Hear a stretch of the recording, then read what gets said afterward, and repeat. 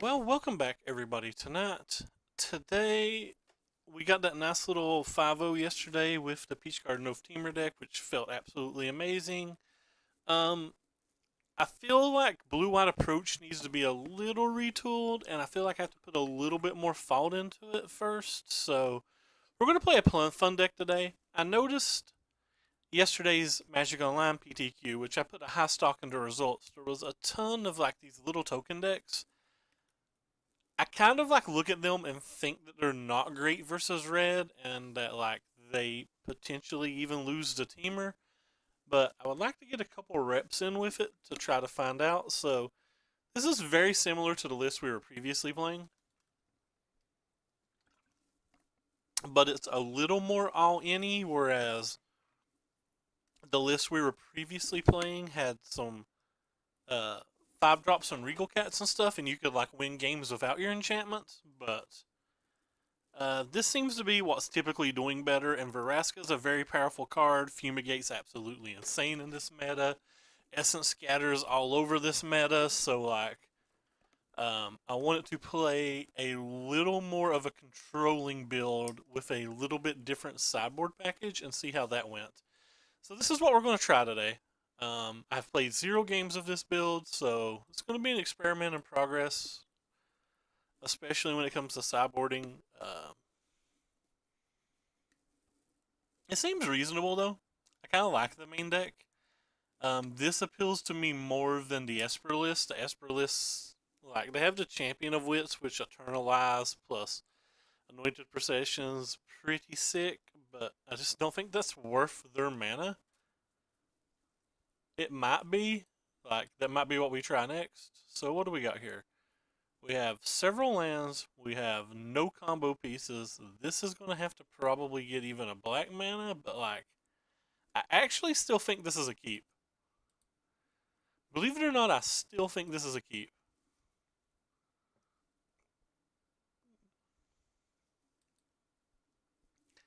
I feel like this hand matches up very well versus like Teamer and um, a lot of the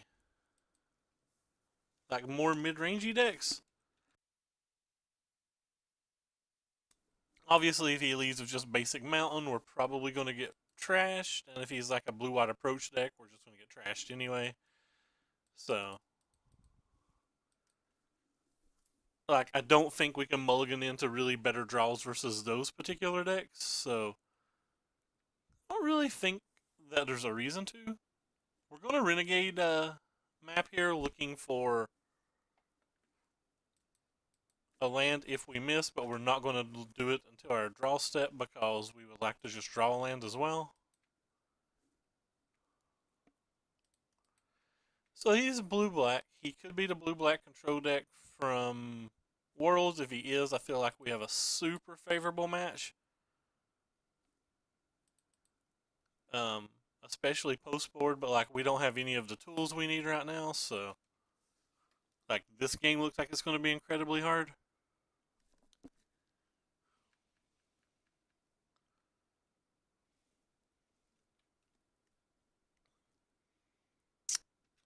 Well, at least we have the cast out to handle that.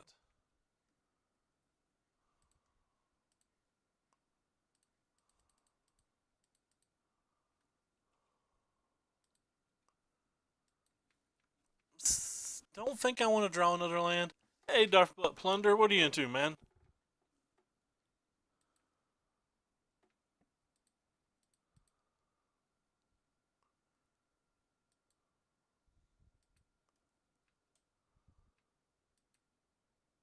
You having a good morning? Thank you for the auto host, Mac the Catastrophe. Hope everything's going well for you. He's already cycled one sensor, so there's a good chance that he doesn't have another sensor, so that means we just have to be fading for disallows.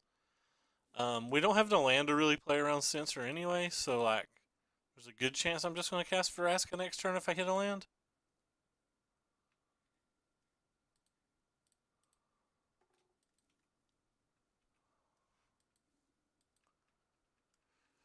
What do you do? What kind of work? What kind of work do you do?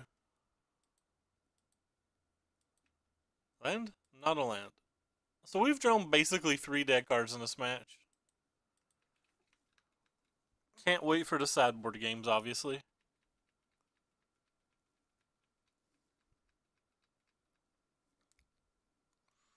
I probably shouldn't have sacked the Renegade map when I did. I was just trying to be exceptionally greedy. Could have Fatal pushed that, but build motors for locomotives. You told me that once before. I just have the worst memory in the world. Alright, well this is something.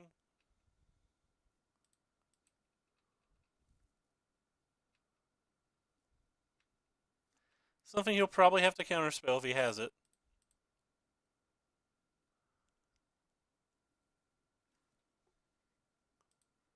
Actually gonna sacrifice that just to get the scry. Put a Vraska on bottom, we don't have the land for it anyway.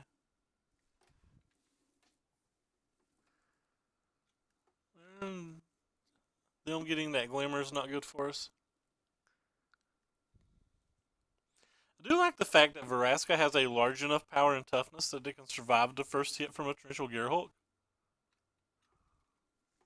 It looks like he did have the sensor, or he drew one off the Glimmer. Top bottom from Glimmer.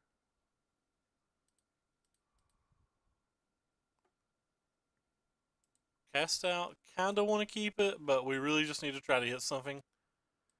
That's not hitting anything.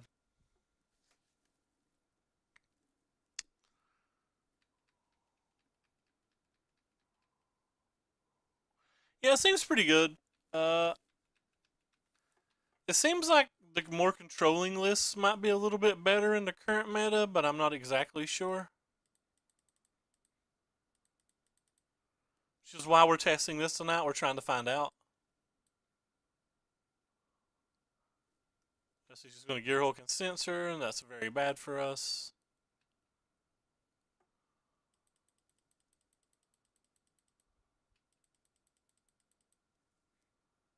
No.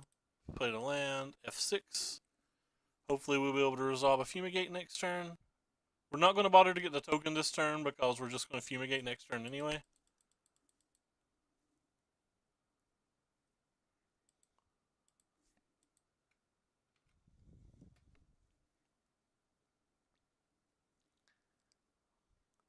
And use it during our upkeep.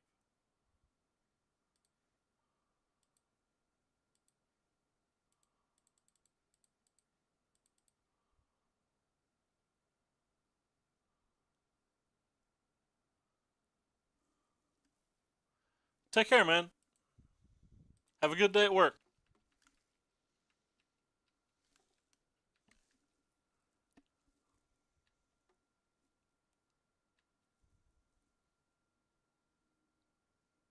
It's just another Gearhulk. That's fine. Probably going to Fatal Push to Servo. He's going to Vraska's Contempt it. Well, I guess that's fine too. Seems weird that you wouldn't use the Fatal Push on it when I have mana up to do this anyway.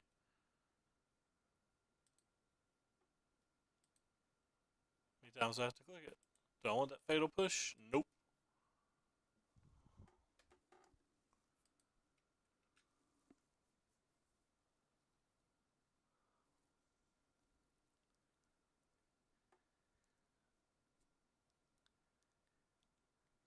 Field of Rune's kind of a nice one.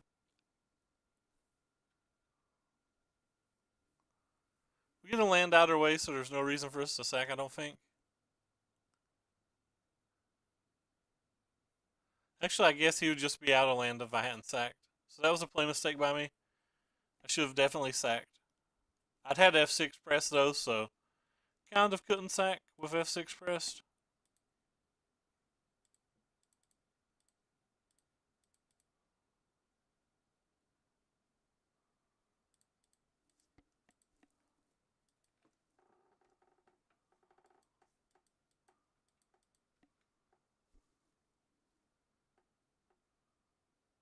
I don't think him having the land affects the game whatsoever, but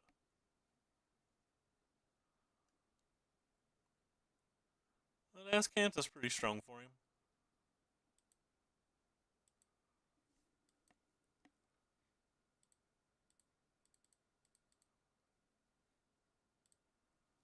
Let's sacrifice this so we can get some hidden stockpile triggers.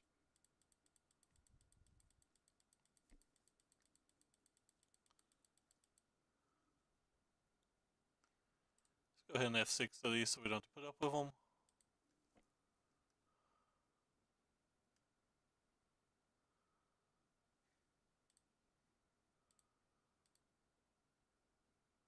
Do I want a Legion's Landing? Not really. It's technically a creature, but it's not the type of card that lets us win this game, so I don't really feel like I need it.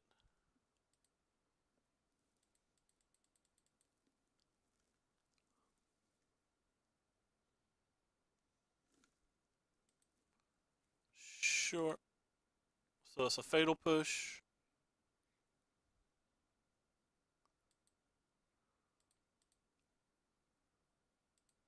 So now we've taken anything that gets us another hidden stockpile trigger. That's kind of a nice one.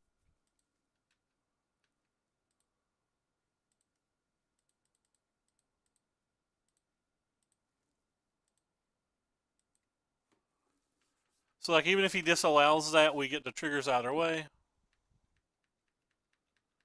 At some point he's going to draw a Scarab God though, and we don't have an Anointed Procession, so the Scarab God will take over with the 2 Gearhulks already in his graveyard.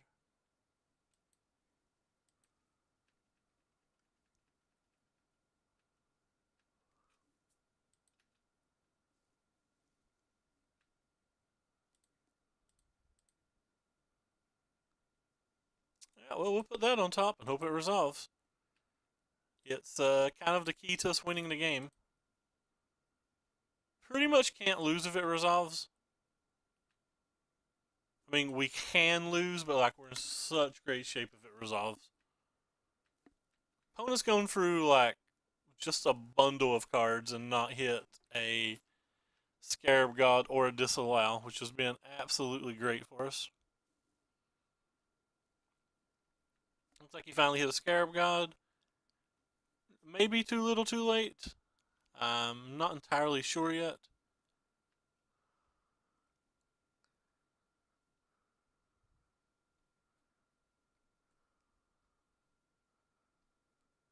So he's going to cast a Glimmer now.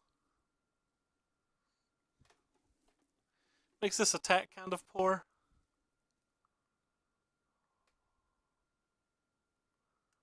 He put bottom bottom and then played an island. We know he has at least a fatal push in his hand. What's he tapping 3 mana for? Oh, he's going to use a Scarab God again. Well, that's pretty good for us. We can draw another Fumigate and get a pretty good advantage. Or we can also draw like a cast out just for the Scarab God itself and get a pretty good advantage. The tokens from Scarab God are like the tokens from Eternalize. They actually have a casting cost, so we can't push these tokens.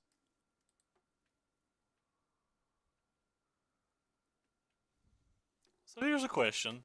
Are we going to use this now, or are we just going to wait? I think we're just going to wait and use it during our upkeep. Yep. See how it still says 6 at the top? So we'll put that on the bottom.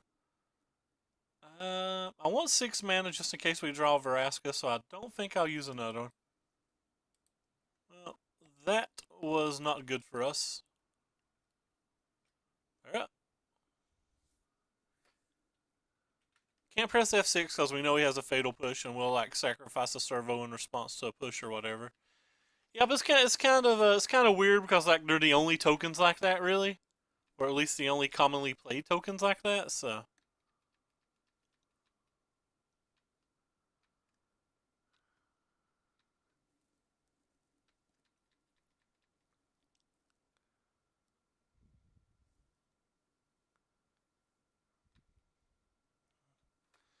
we're pretty far ahead right now. He's of course he's gonna have found a disallow with all of those cards. Like he went 6 cards deep that turn.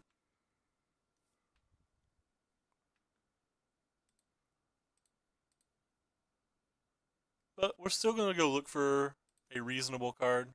Like, there's some chance that he didn't hit one. If he didn't hit one, this is really is just game if he didn't hit one. Wow, he didn't even try to counterspell that? Oh my gosh.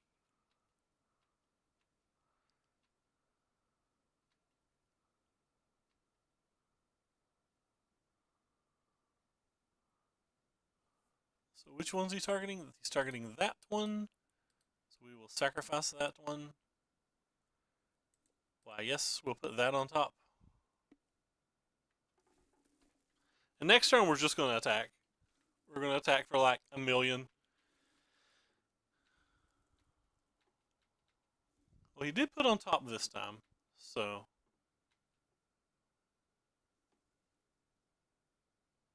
they don't run many counterspells. They run like 4 disallows, 4 censors. Some of them run supreme wills, but like he's gone through like 35 cards. Like there's only 19 cards in his library, and he's been doing a lot of scrying to the bottom. So that's just why I assumed he would have one. He might be trying to get tricksy and just like disallow both of these triggers or something, but so we'll be a little cautious because of that.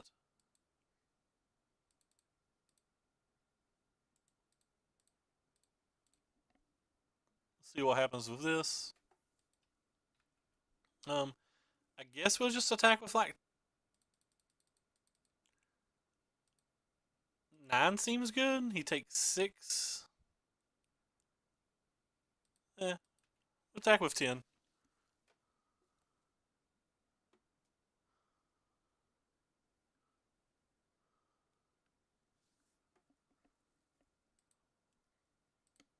So we'll go ahead and sacrifice the ones he's blocking to look for anything we want to scry.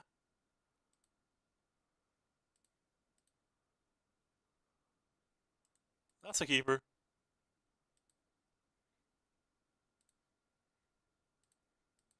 There's just no point of using the mana. Yes, like 2 disallows here, that would be bad, but if not, like, I don't really know what out he would have. So I feel like he got rather unlucky this game. Because he's literally saw with the 3 Search for Azcanta activations and the 2 Glimmers, he's easily saw every card in his deck.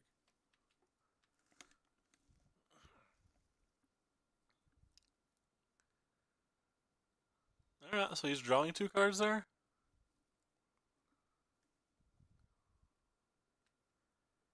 Drawing 2 more cards. I'm not sure what any of these cards do for him.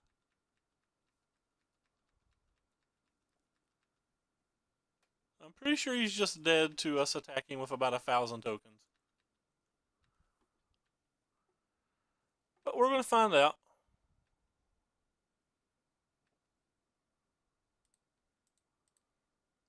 We'll leave a few back to block just in case.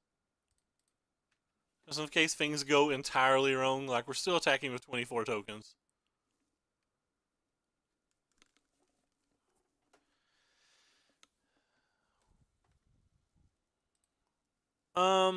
So sideboarding versus them, the duresses feel good. I'm kind of embarrassed, by the way, that my duresses are different art. I loaned one of my locals a commander deck, and he got a good art duress.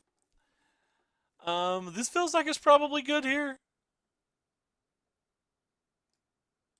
Like, feels like we can get quite a few extra cards off of this, and treasure map's probably pretty good here too.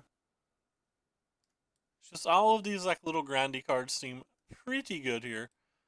Fatal pushes seem kind of bad. Fumigates don't seem great, but I do think we want 1 or 2 or 3 maybe. Might not want any. It might just literally be cut all the Fumigates, cut all the Veraskas, and like hope that we just get our stuff resolved. It kind of feels okay. I don't think Anointed Priest is particularly amazing in this match either.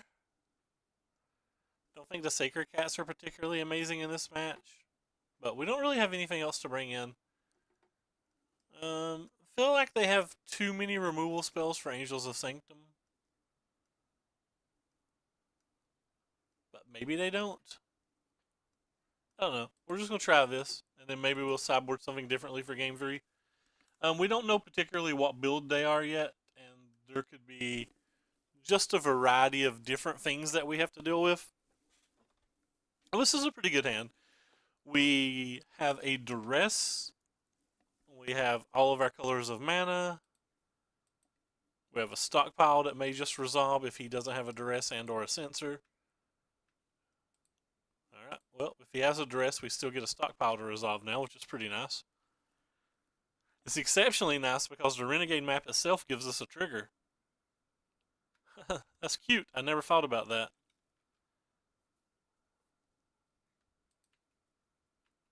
Alright, well, there's a good chance that this first one gets counterspelled, so I don't even think I'm going to go for it. I think I'm literally just going to dress them. So what do we got here? Disallow, extraction, glimmer, hieroglyph.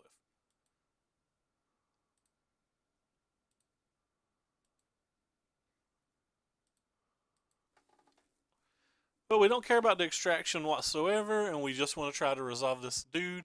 And he drew a swamp that he showed us. Wow.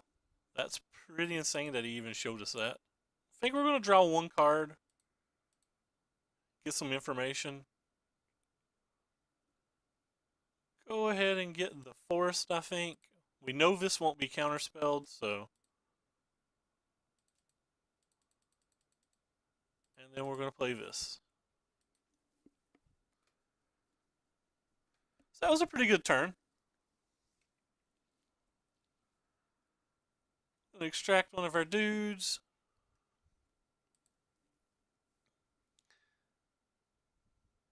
There's an island, there's a glimmer. So he's just wanting to get F6 value. I'm not a large fan of just trying to get the F6 value there. Now we're going to resolve this thing. And I don't know, I don't really know what his deck does when we have a hidden stockpile and an anointed procession on play. And like we would have never cast that anointed procession if he'd left his mana up and bluffed. We'd have just played the stockpile. It seems like he was asking to get wrecked. Shrekety shreked, wreckety wrecked. Wow. He tapped out yet again.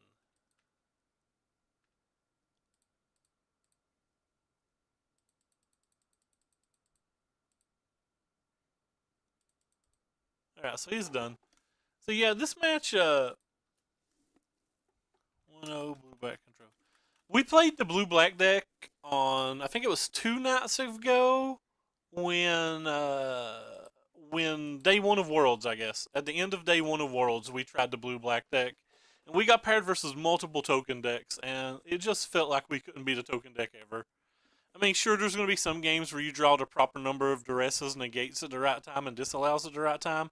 But it felt like they just had inevitability because at any point that they accidentally sneaked one enchantment through, it felt like they just won the game. And it kind of felt like that during that match too, though I don't think our opponent was making correct lines. The token decks feel reasonably strong. I'm assuming that I'm just going to lose to Mono Red and Teamer tonight, but like, Blue-White Approach has been really popular, and Blue-Black Control's been really popular. Blue-White Approach is a much harder match than Blue-Black because like the approach can just end the game, whereas the Blue-Black have to literally attack you. But we were wanting a break. We got a nice 5-0 yesterday with the Peach Garden Oath deck, so felt like we'd earned us a small break. This is kind of an interesting hand. And it's pretty powerful. I think we're going to keep it. We're obviously going to have to hit some lands, and we're on the draw. If we were on to play, I probably wouldn't keep this hand. Rip. So they're mono red, which I literally just said I'm pretty sure just beats us, so.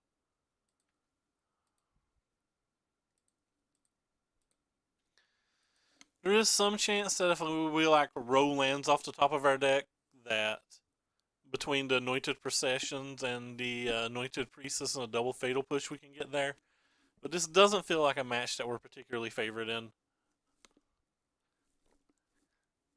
Especially when so many things have to go right. Like right off the bat, we have to get lands, and they have to have a mediocre draw. That seems like a pretty large ask.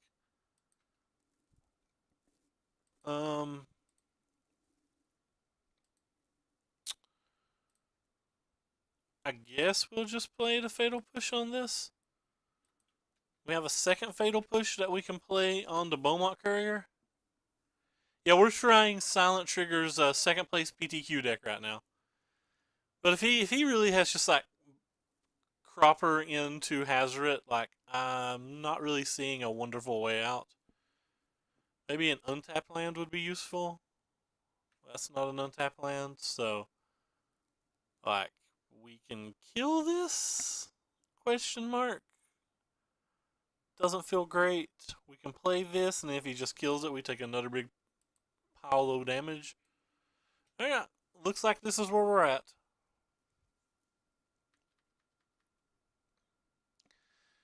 And if he's got Hazoret or Chandra, like, there's not a lot we're going to be able to do. I think we need the white mana.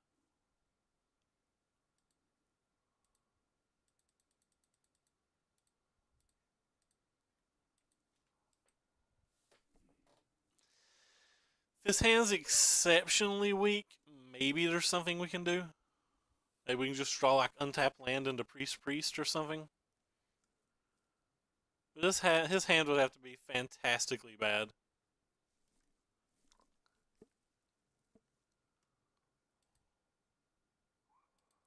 And we didn't draw the untapped land anyway, so. Alright, I guess we'll cycle you.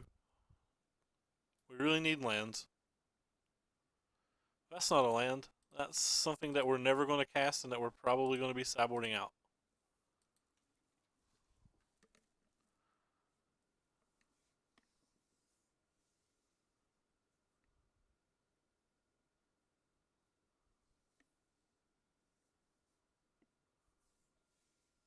Rip. So we're going to go down to a minimum of 8 here. I have saw opponents draw like 5 cards of a Beaumont and them just not do anything, but we know the odds of that, and the odds of that are particularly low.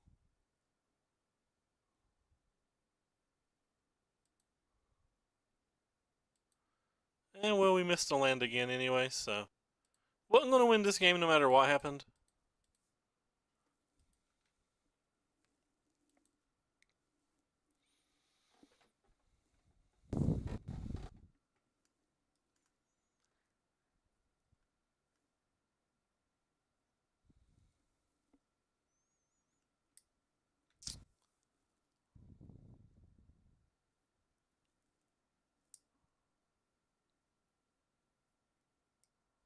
Second Beaumont Courier. Oh, that's pretty brutal.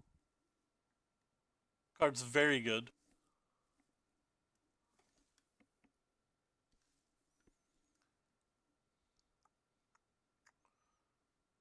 At least if things had to go poorly, it went poorly in a game that like we wasn't going to win. So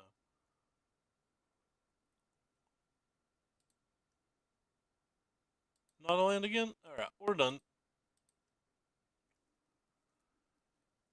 All right, so sideboarding. Essence extractions probably have to come in. The Sacred Cats probably come in. The Vraskas seem too slow by a lot. Just 23, I guess 27 lands of those. I wonder if these are good enough. Feel like they're okay. They can handle a Hazoret or a Chandra until they get a Glorybringer. But like, Glorybringer is a real thing. What would I sideboard out though? Guess you probably don't want to draw multiple Fumigates.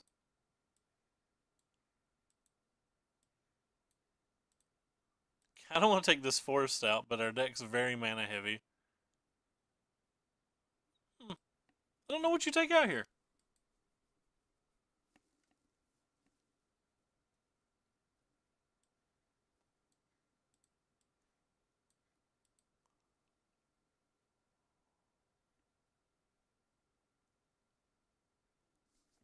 I don't really want to take out any of the things that can lifelink and trade with something. Anointed Procession's kind of slow, but we're on the play, so maybe it's good enough. Maybe the Angel Sanctions just aren't good enough then. Since it feels odd, like all the rest of the cards feel better. Maybe I could have shaved a map, maybe a map in a forest, but I don't know. This hand seems fine. We have an answer to a turn 1 Bone Mount, and we have a Fatal Push. We even have an Evolving Wilds to make a Fatal Push great if we need it to be.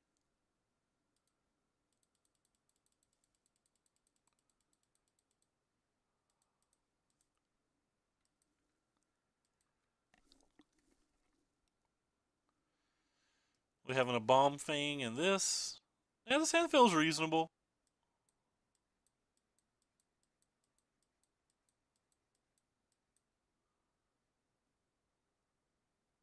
What do you got going over there? What one drop is going to defeat us? Just a Magma Spray. Wow, that was a pretty good one. Well, that ruined a lot of our plans. Ruined a lot of our plans. Our hand looks a lot worse now.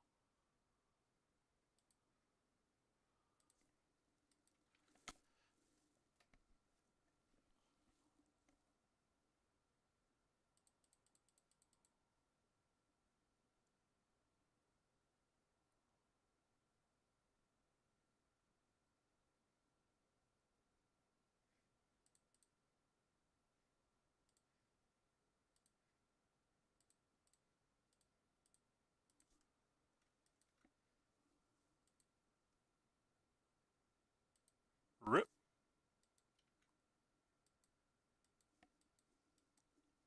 Looking worse and worse.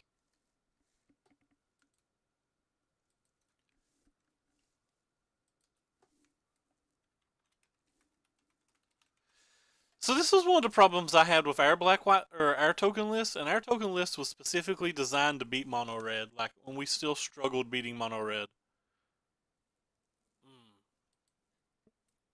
At least we'll get some value, I guess, out of the Fumigate, but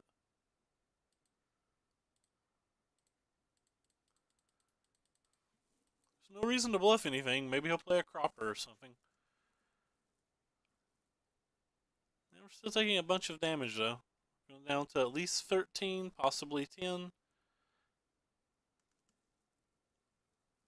He still has 3 cards in hand and 2 deserts in play. Well, that was good for us.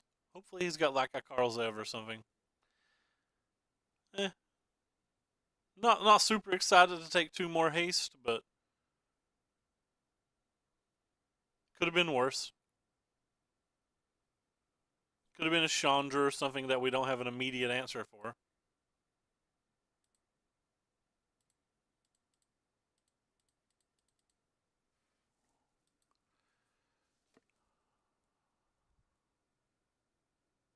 So we're going to go back up to 14 and or 15, depending how good the one card in his hand is.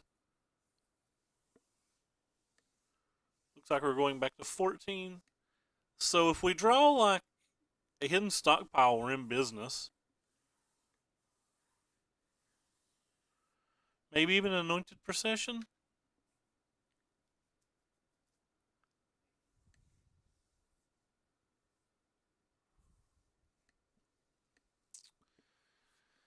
But if we don't, we're in pretty bad shape considering he's got double Kenra to come back.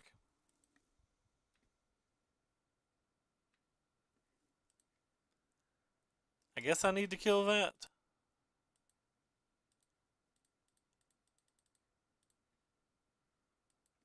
Sure, he can get it back, but maybe there's some world where maybe he doesn't have the land, he can't get it for a few turns, but either way, taking 4 is better than taking 6.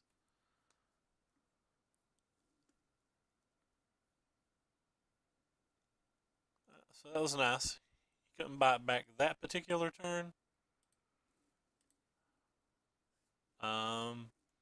Preventing 1 damage doesn't feel good enough.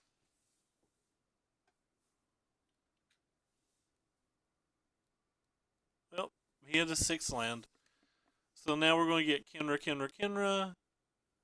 And if we were playing my build of the deck, we would have outs to this. But playing this build of the deck, I think we're outless. I don't think we have any outs at all. And we don't. It's pretty flooded for 23 lands. And that's how the cookie crumbles. I did not play in the PTQ. I just watched coverage. It was sad. Alright, so 0-1 versus Mono Red, which is something that I expected when we started. This is one of the things that I thought this deck was weak to. For anybody who's enjoying what you're watching today, make sure you click the follow button. And look at the links down below to find both my Twitter, where you can find every deck list we play every time we go live. Speaking of which, I did not post that I went live. Ha! Apparently I'm a stone liar.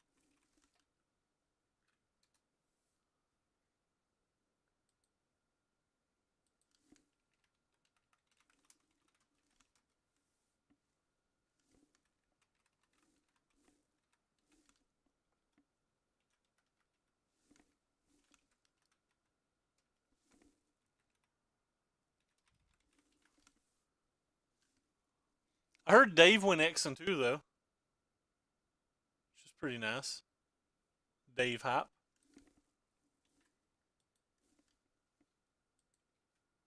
Did I get the link right? Yeah, I did. We in the house. And I know I took the picture already.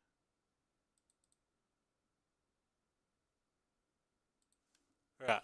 We're all good now. Everything's posted. We'll keep this hand. It seems fine. It's nothing special, but it's whatever. Our opponent already mulliganed. Yeah, I think he got 11th. Several X2 made it, but he just had his wins too early in the day, it looked like. Also, as I was saying before I got distracted because I was a stone-faced liar, if you look down below to the YouTube, we post all of our streams there. And if you're watching from the YouTube, there's a link to every Twitch, or there's a link to the Twitch, the deck list, and my Twitter in every video. So we could be playing versus a mirror match here. Yes, we're playing versus a mirror match. Well, our hand's miserable for the mirror. So let us go yonder and start attacky. Yeah, I hope he comes live today. I want to pick his brain about the stuff that happened at Worlds. You know you want to block. No blocky?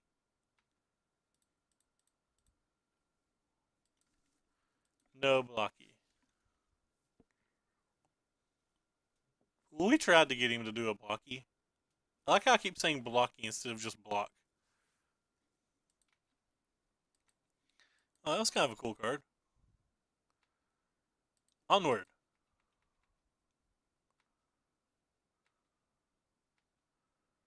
Um,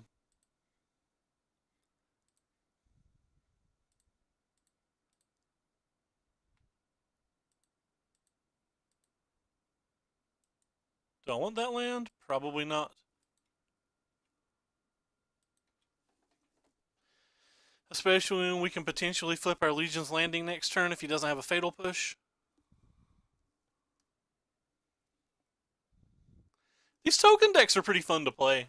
Like, I don't know if they're tier 1, I don't even know if they're tier 2, but they do have some powerful draws, and I do find them actually fun. I really just want to cast a Veraska, though. The entire reason we chose this deck to play today is because I want to resolve a Veraska. Veraska makes me smile. Red Rover, Veraska.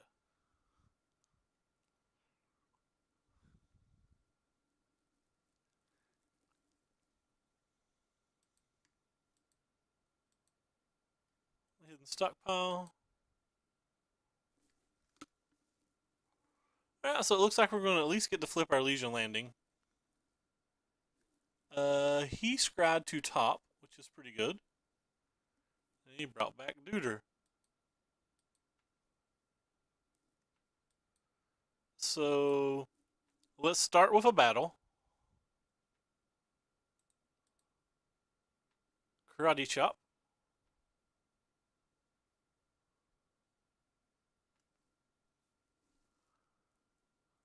So he's doing the no blocks, which is probably correct.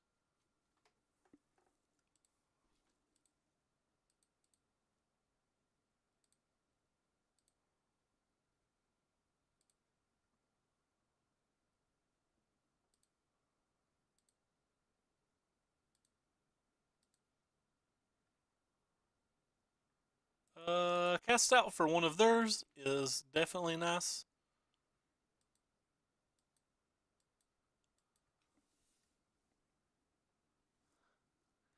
Yeah, this match feels kind of weird.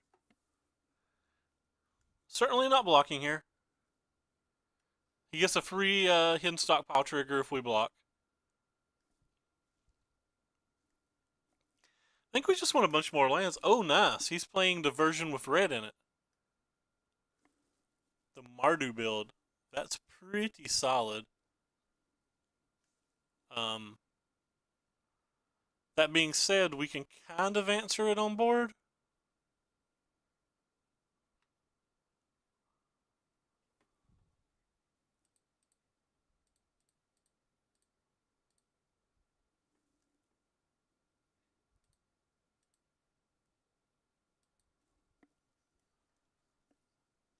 Um, so letting him block one thing here nets us a token through hidden stockpile, and then we can just kill it post combat. But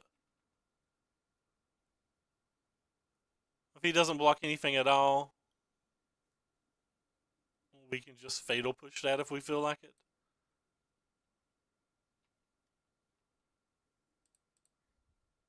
But we gave him a chance.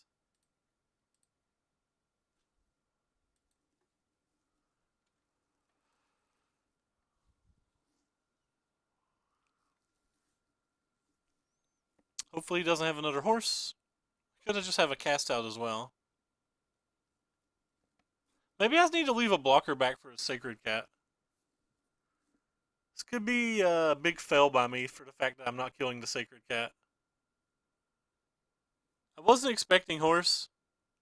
Certainly wasn't expecting two horses. Wow, that's pretty bad for me. I'm probably playing bad though, so like I don't think it's anyone's fault but my own.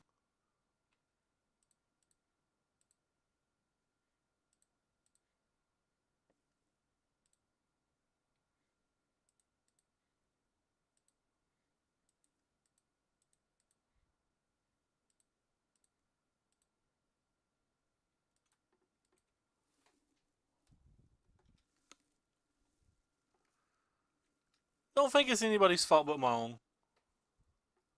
I could have killed that Sacred Cat.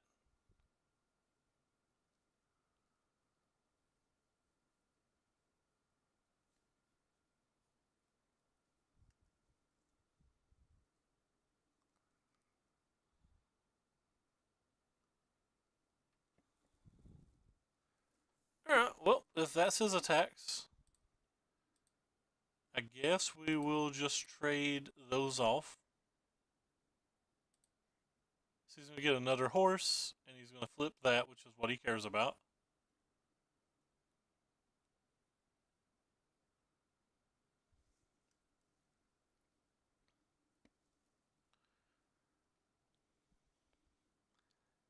Kind of feel as long as we have the Anointed Procession, we're ahead.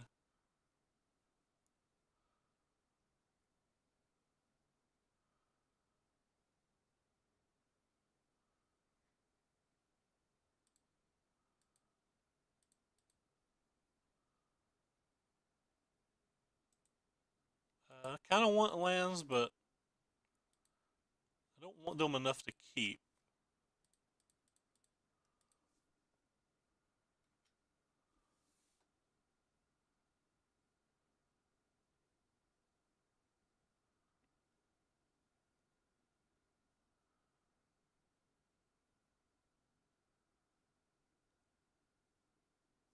Got a Fatal Push, which kind of sucks.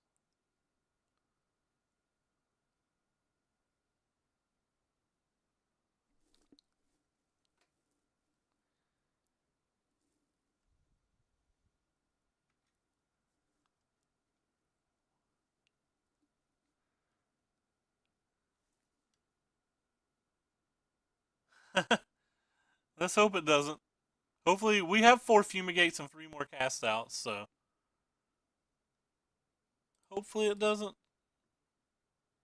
That's just a bad block. I can block here for free. Don't care to take the 10.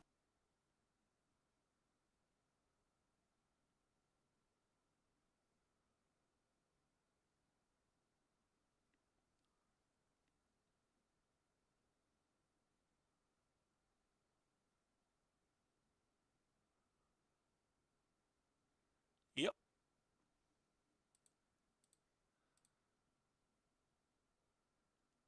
What do we got this turn? A Veraska.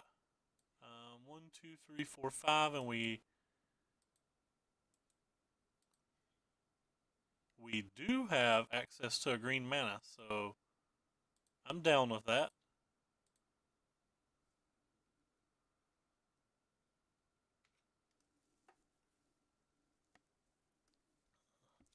I am certainly down with that. So let's get rid of the original horse problem, but he's still going to have like all sorts of other problems on the table for us. But it does give us an out to find a fumigate.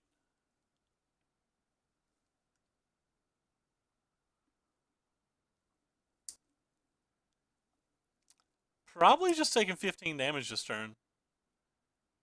I don't really feel like blocking a horse this turn.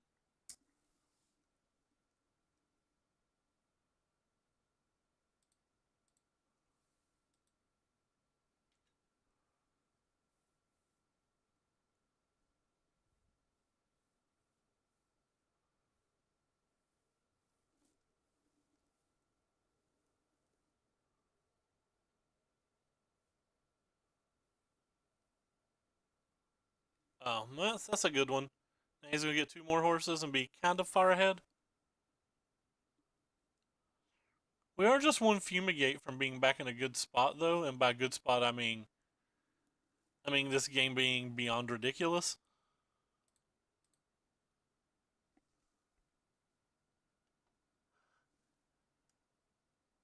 So we keep this little green mana here.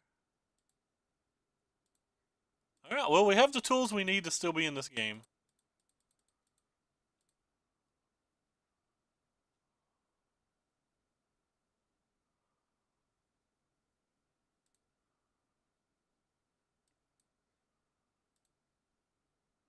Not only that, the Veraska can deal with his anointed procession and stuff too. That's fine. And we have this nice little fumigate here. But the blue-white approach mirror is pretty miserable too, at least game 1, isn't it?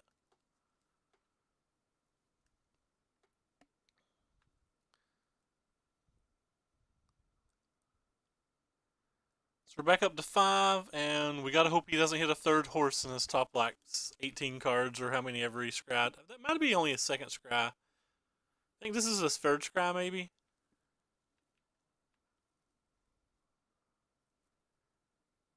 I think it's another horse we're in obviously super bad shape.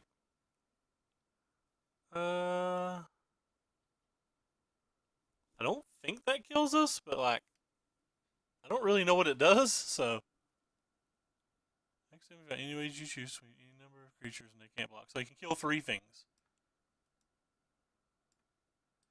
Well, killing 3 things doesn't seem like it kills me.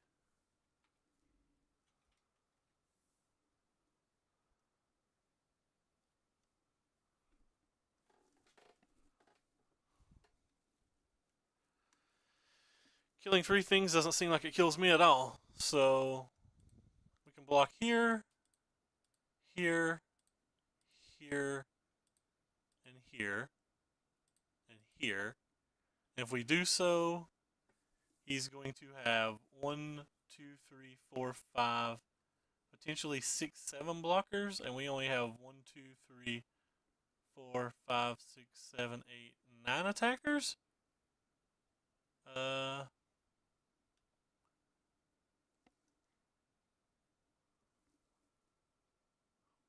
Sure. Let's just go with this then.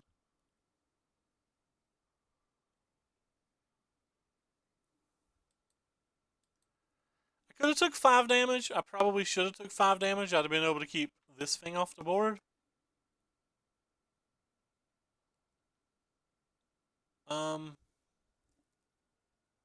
That could have been a play mistake by me. Also, I'm not super sure how much I'm worried about this thing.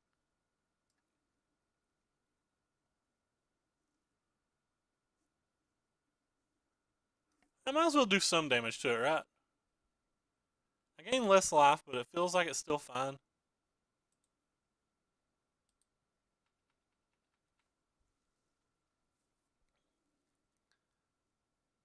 Whatever.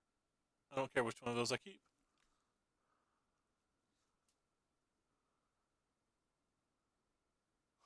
Yeah, you do just cry when that happens.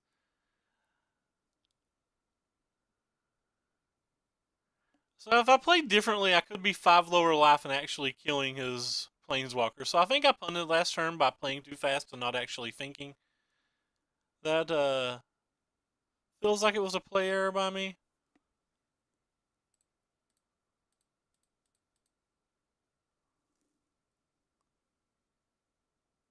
Still feel like we're in pretty good shape.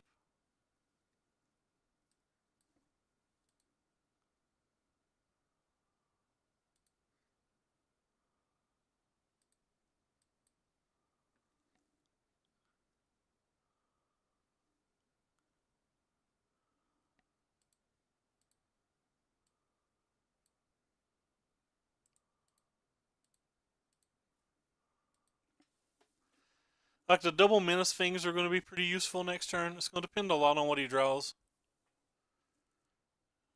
Be able to get like 6 tokens, but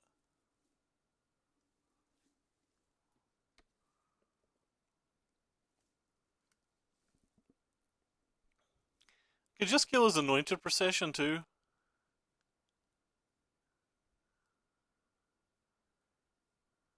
Well, that's pretty good.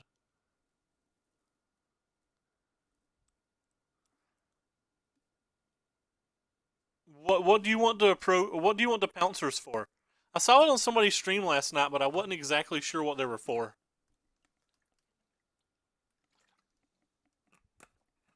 I wasn't sure what type of value they were trying to get. So this is kind of interesting.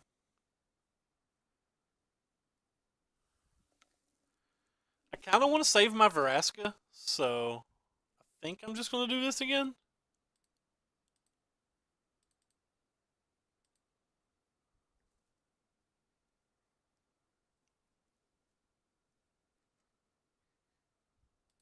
Sure.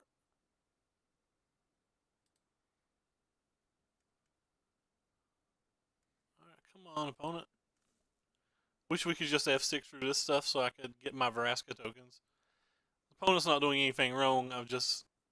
This would be like so easy, so much easier to shortcut in paper.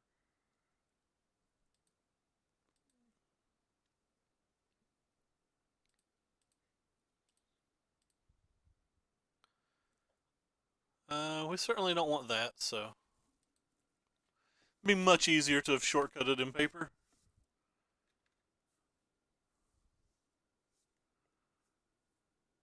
Look how like just neither of us are close to doing anything. Well, that kind of ruins that plan, right? So like the plan was to Veraska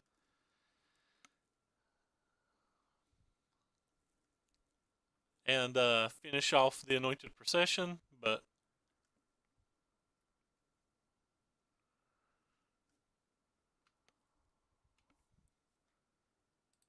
so now I kind of have to kill this thing again. Or now, I said again, but it's not actually again. Sure.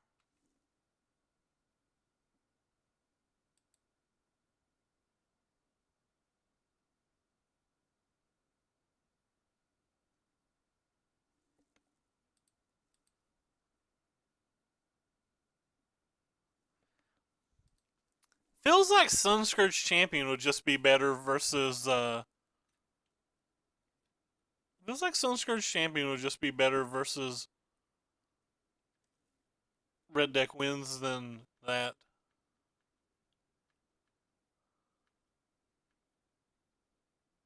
Yeah. I mean, it does 2 damage, though. I knew what you meant. It does do 2 damage. By the way, welcome to the chat, CLV Flame. I don't think I've saw you around before.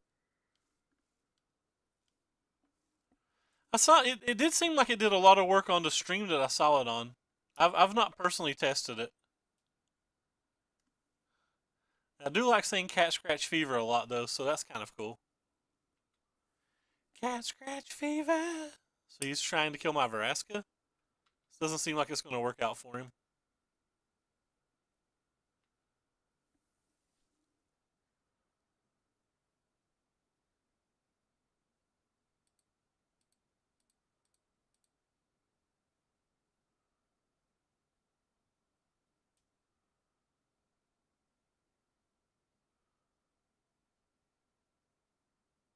Let's move to some blocks here. Let's block him.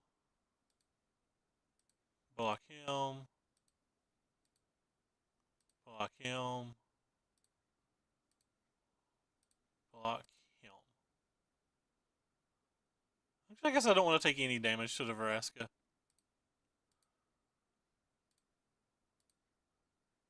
I'll get rid of the lifelink ones first.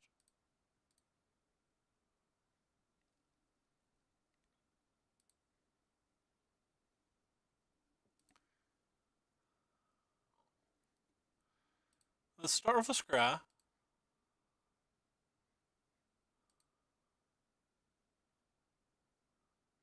Certainly don't want that. Guess let's do another Scry then.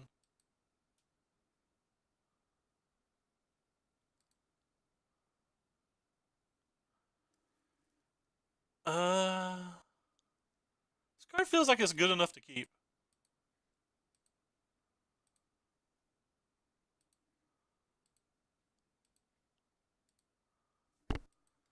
And let God sort the rest of it out.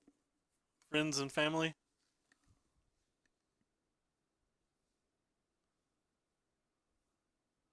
That draw? But I didn't draw anything.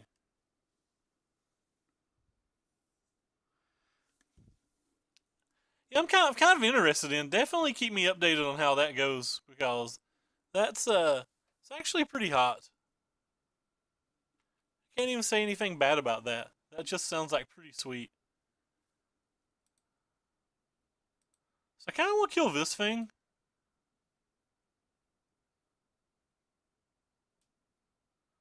Just like start dealing with the stuff on board and then start winning later. He's going to spend a lot of resources into attacking this, I think.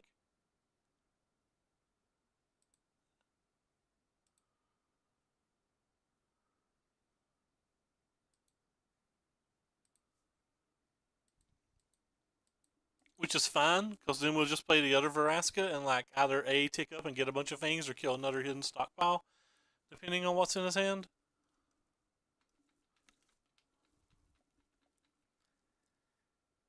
Not killing his Poet Warrior, by the way, is looking more and more like I made such a massive mistake. Because we could have certainly killed that card at one point in this game. And I just didn't do the math beforehand, and it's certainly costing me now. Alright. Goodbye, Vraska. We miss you. We will miss you, friend. Friend and family.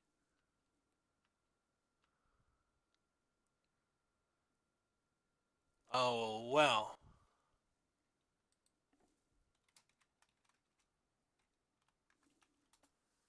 So yeah, we're in pretty bad shape now.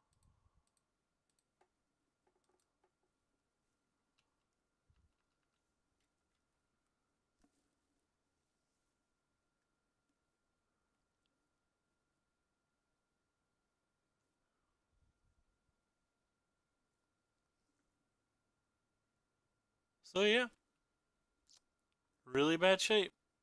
Alright, well I guess we have to play this thing.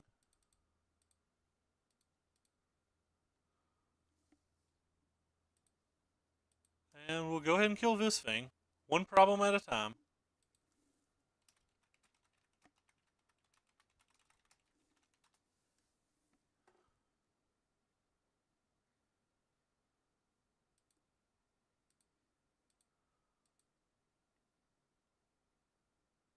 Go ahead and put it on the bottom.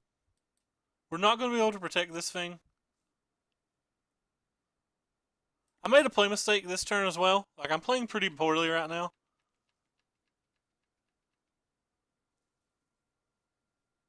I could have either held this up and made additional tokens or be fumigated and saved my Vraska. Like, I'm playing very, very poorly.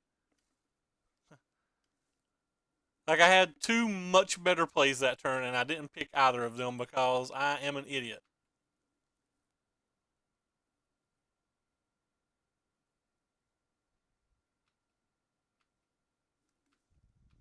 Yep, definitely should have fumigated. By the way, hello, Ode Mac 2. Don't think I've saw you around before, man. So he draws back-to-back anointed processions.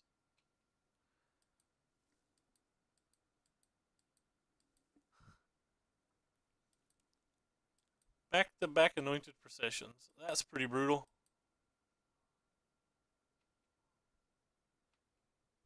The one small positive is we can actually finally kill this, and then we're back to an even board state.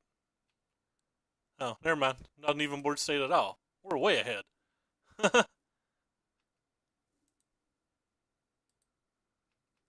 I should have killed this much earlier in the game.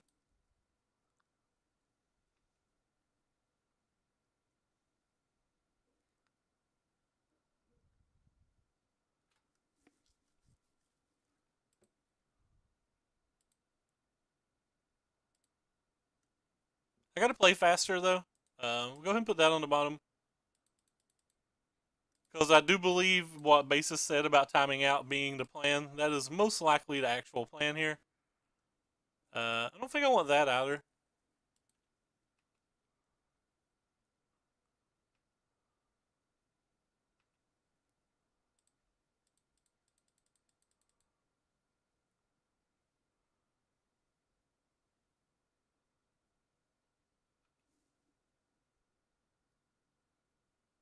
Well, yeah, I played this game very terribly. By the way, we would have ran away with this game if I hadn't punted so bad.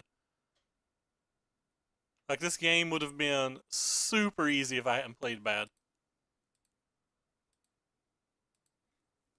I just made mistake after mistake. Nobody's fault but my own.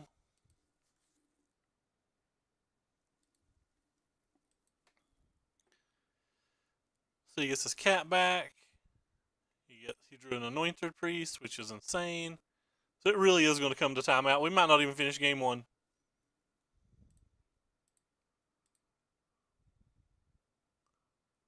We'll certainly leave that on top.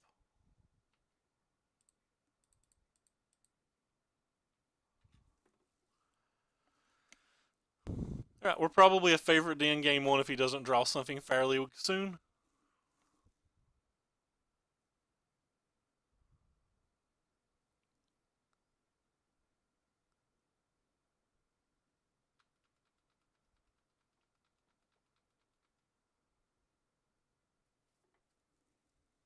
So we just want to go ahead and yield to that trigger at this point. We've waited for it for too long.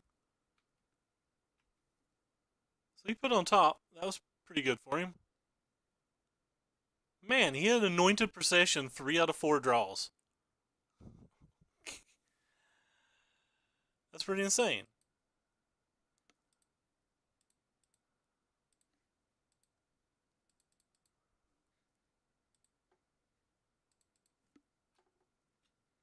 This is whatever. It's still pretty insane. Um,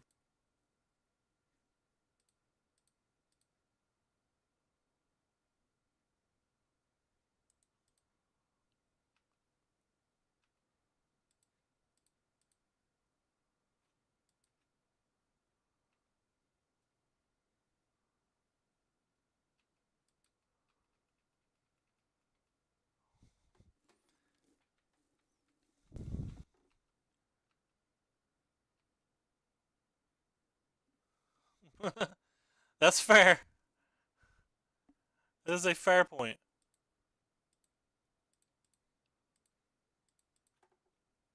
He might just be getting his horse back now.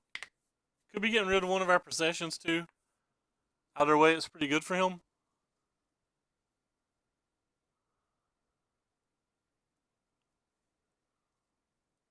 So he chose to get the horse back. Like, he's probably going to win this game pretty easily then. We have no mana, so he guaranteed gets his lifelink here. Then he gets like a bunch of tokens.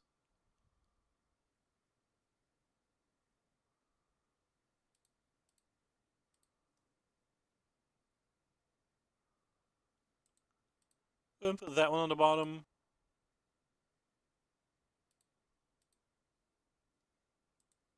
Put that one on the bottom as well.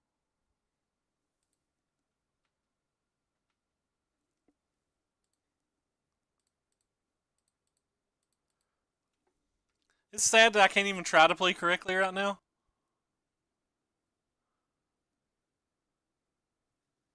And we're not at infinite life when he's putting 20 power in play per turn.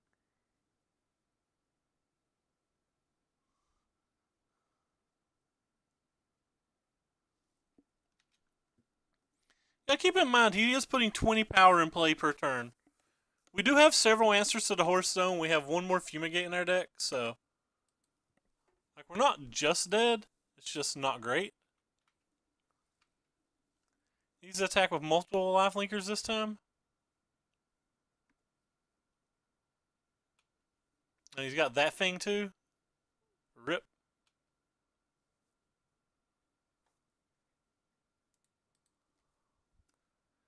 Yeah, this game's getting harder and harder to win.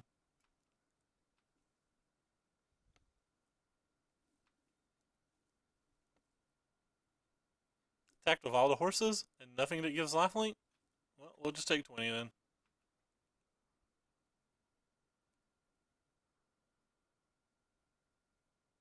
He doesn't have to give lifelink because of this, but...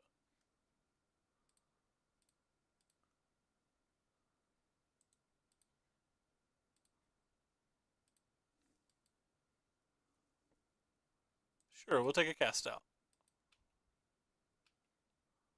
Alright, one problem at a time.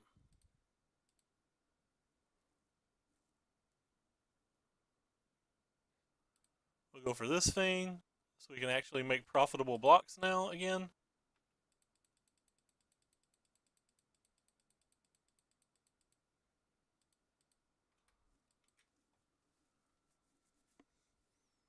He's catching up on time, and we're going to have to do blocking, so...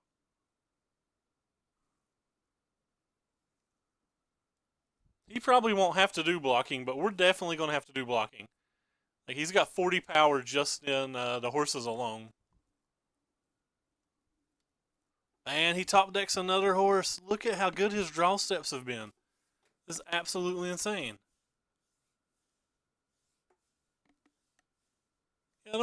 Just don't think we can win this game.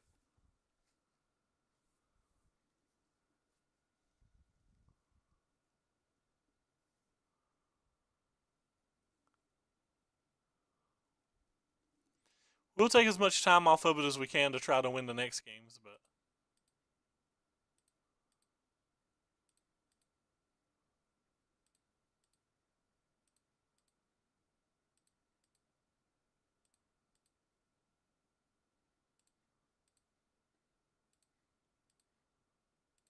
Sorry if I'm not really paying attention to the chat right now. Time's going to be a real issue this round.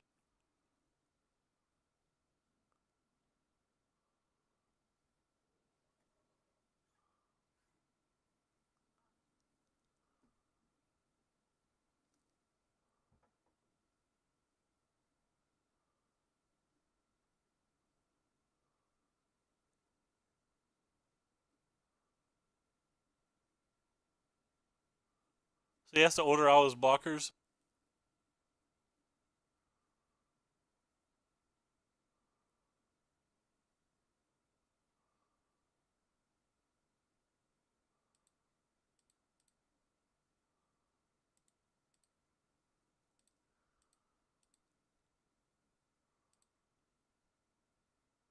Alright, we'll put you on top.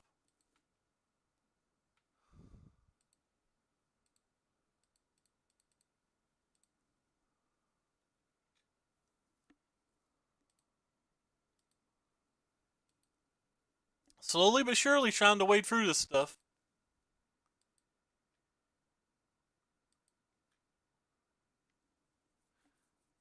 Yeah. I mean, we still have one Fumigate. Like, we're not dead. We could actually still win this game. There is a Fumigate in our deck. There's one more Fumigate in our deck. We could definitely still win this game. We're not likely to, but, like, we could.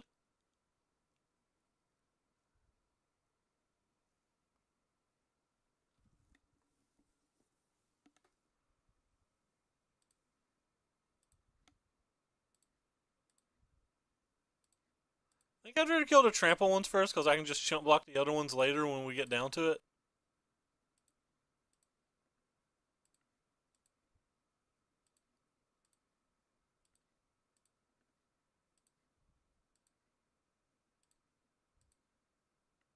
Oh, I didn't mean to block with that, but I'm not unblocking with it now. Moto moved my tokens.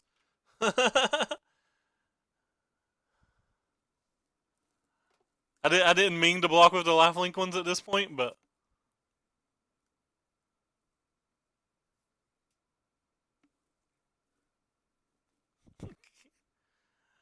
that's whatever.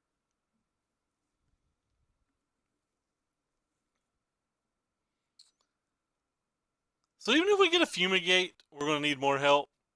We could get like I don't even know what we could get. I feel like we're just dead.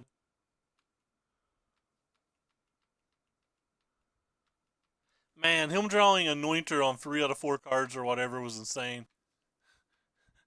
Casually taking 60. Giving no craps. Whatever. Let's sack one of these on this turn while we have the mana. Certainly don't want this.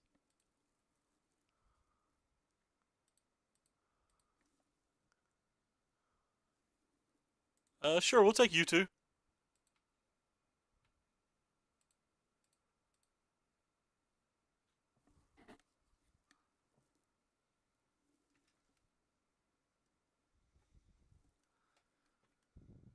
Yeah, let's just gain thousands and thousands and thousands of life.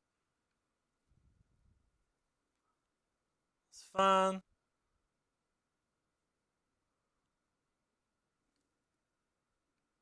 I don't want to shuffle the cards away that I've been scrying to the bottom. I'm looking for the other Fumigate.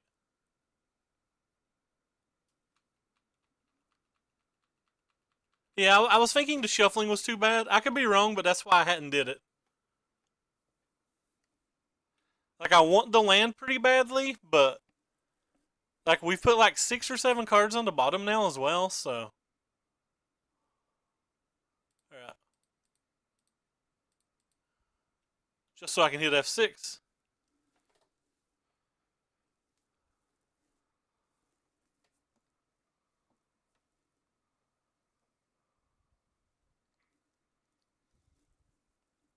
I think he forgot to use his dinosaur dude next turn because he has no haste.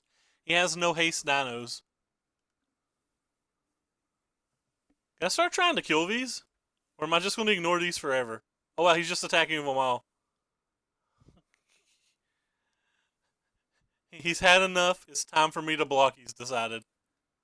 Alright, we'll block that, that, that, that, that, that. Just getting these things off the board more than anything. Like, I'm not dead, am I? Yeah, I don't know what my life total is. I don't care. I'm not dead, I don't think. If that's 100 damage, that's 100 damage. I'm not counting. If that's 100 damage, that's 100 damage. I am not counting. Alright, we'll just go ahead and put that one on the bottom because we need our mana for this thing this turn.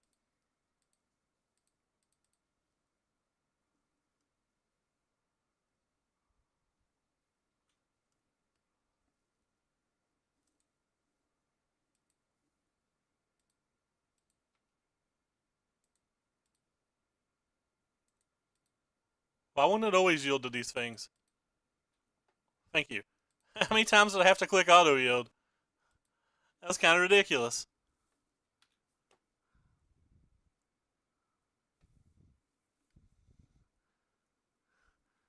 That was kind of ridiculous that I had to hit auto yield that many times.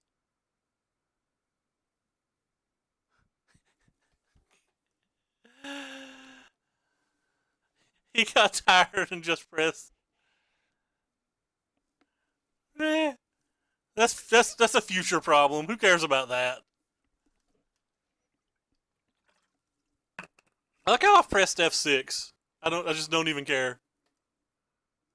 Oh, he had a fatal push. What a douche.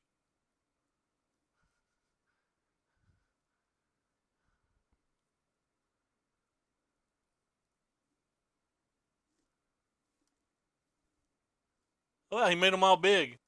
Am I dead? So that's 60. Yeah, so that's 60. That's 80. That's more than 80. I don't know. Let's just kill stuff. Let's kill these things that have trample.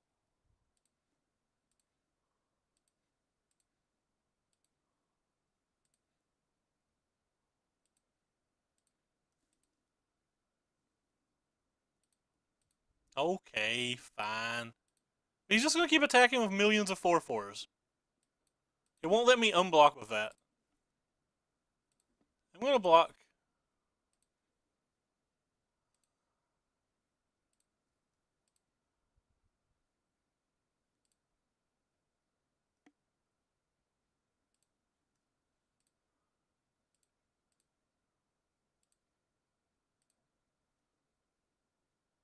Where's my life linkers at? Stop moving my stuff, Moda.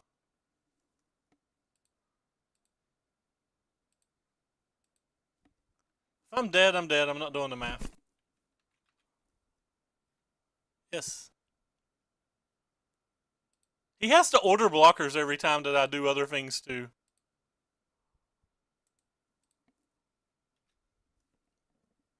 Am I dead? I'm not dead. I'm still at 53. Veraska seems fine.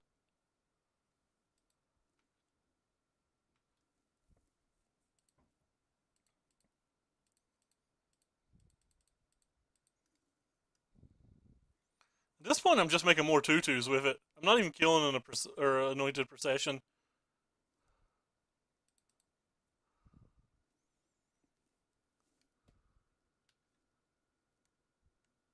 Eh.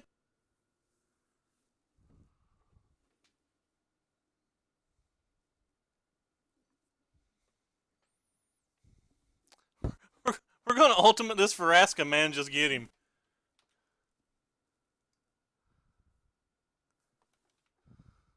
Opponent's done. He gives up.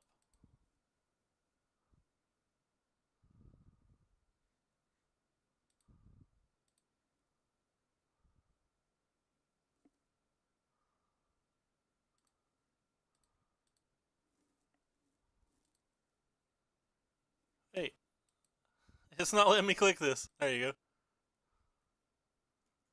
Well, yes, we'll keep that one too. Well, I don't want to buy that thing back anymore, then. Hey, we found our fumigate.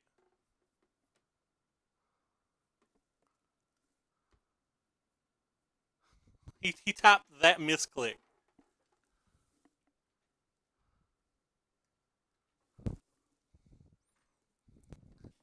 Is it, is it bad that I'm probably just not going to block and attack all on his planeswalker thingy? That I'm literally just not blocking this turn. 50, 60, 69, 70, 71, 72, 82.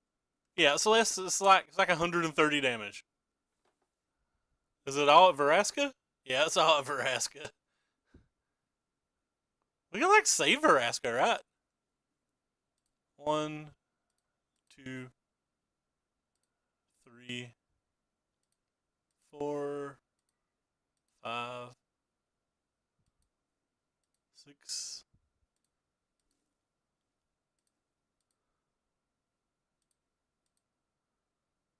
Is there any reason to save Veraska? Or am I just wasting a lot of time? Fine, I'll just reset blockers, whatever. You got it. Veraska down.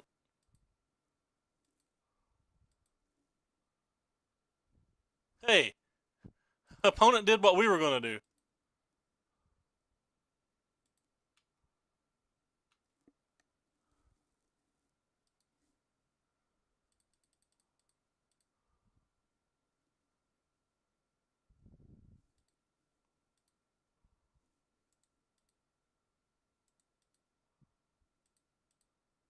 Let's go ahead and get our lands now.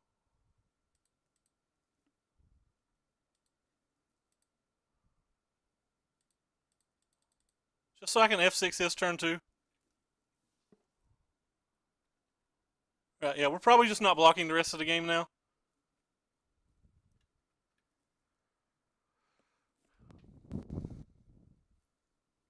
Feels like he has to try a lot harder to beat us than we have to try to beat him. Like, we're 317 life. I'm just not blocking. I'm only ahead by like 90 seconds on the clock. Like 3 or 4 turns can go by and then we'll just use Fumigate. But he has more blockers than we have attackers right now, right? But we can make him block. Him blocking takes a decent amount of time up.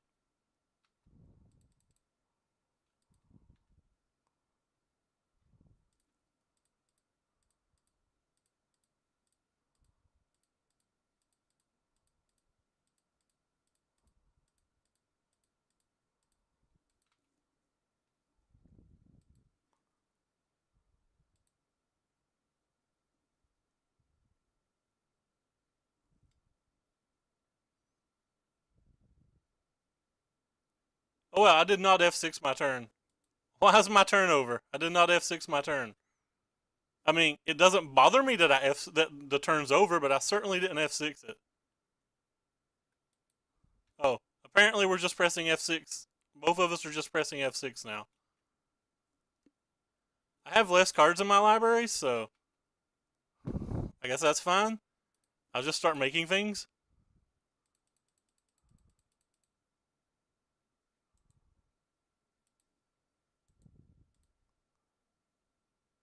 At some point, these will auto yield.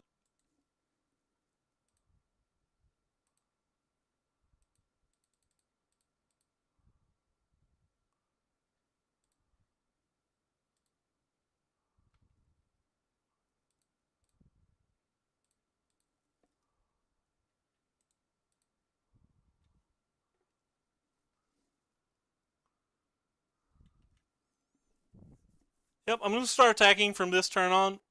His face. I mean, he's at 242 life. We're just going to, like, be not blocking each other, right?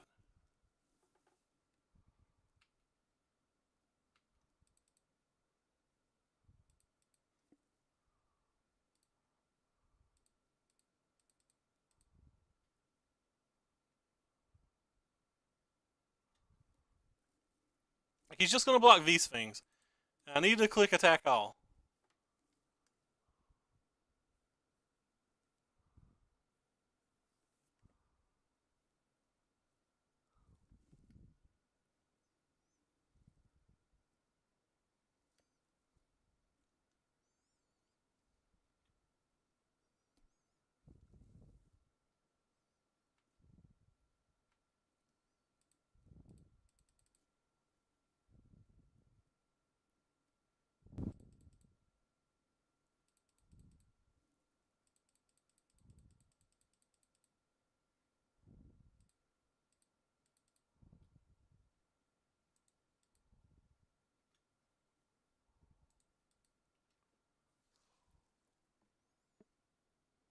Like, he's not actually making time up on us.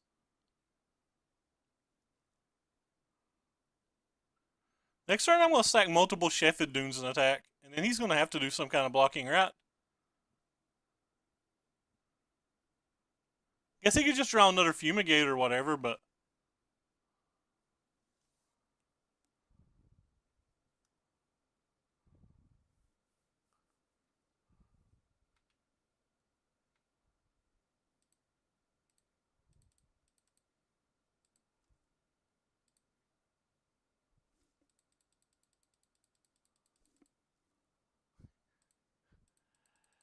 winning the game's about principle.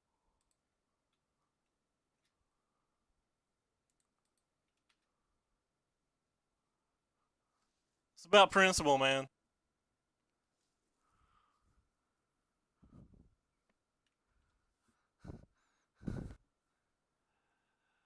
It's so totally about principle. Yeah, he's down to 7 life. He has to have a Fumigate or something. Like, if we just F6 each other's turns, I'm going to get milled. Like, I had 4 less cards in my library. We can't just F6 every turn. Like, I have to do something.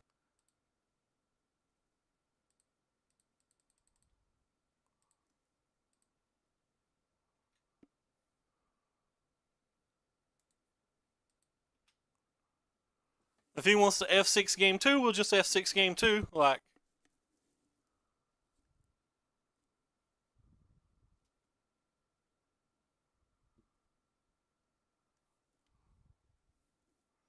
alright, so let's take this time to remove all these stops.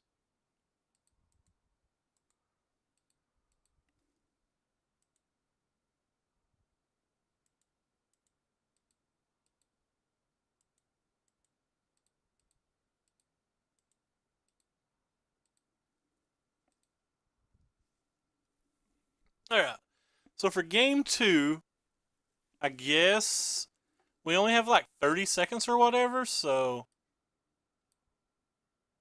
just like bring in things that might be relevant. I don't think any of these matter.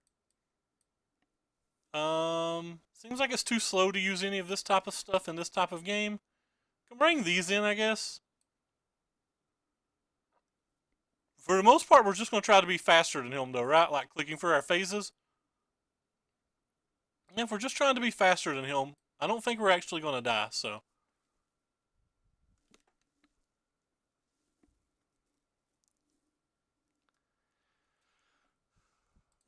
Yes, we'll keep.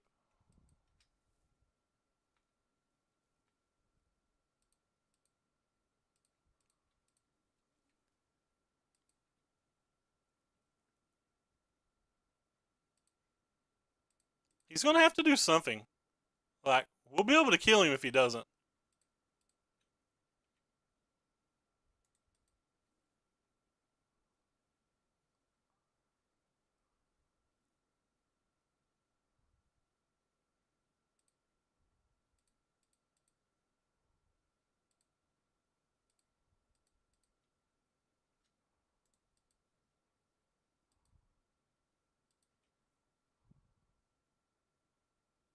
I don't like our opponent's plan.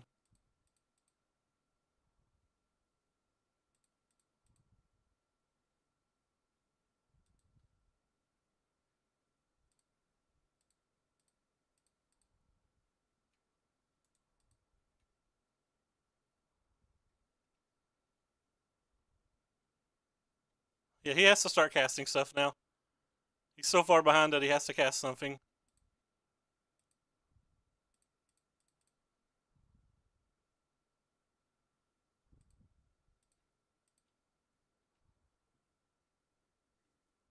Come on, dude. How many times do I have to press F6?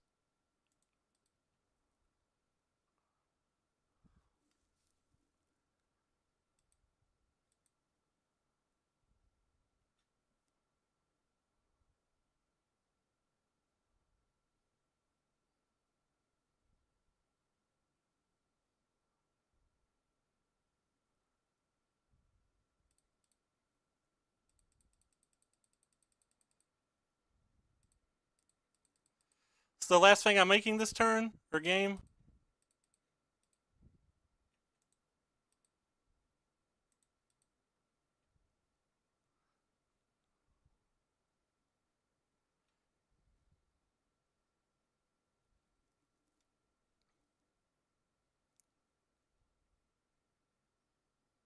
Like, he has to block every turn now, so I don't even have to sacrifice anything else. He's even lower on time than us now.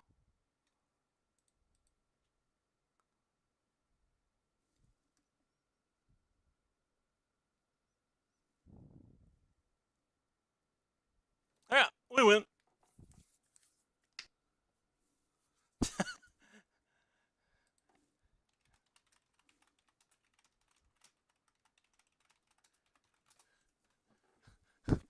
Yeah, so we got the win. I think opponent should have cast spells game 3. Like, we were down on time. All we had to do was put up a defense. Yeah, that little rush to win the last game was pretty nice.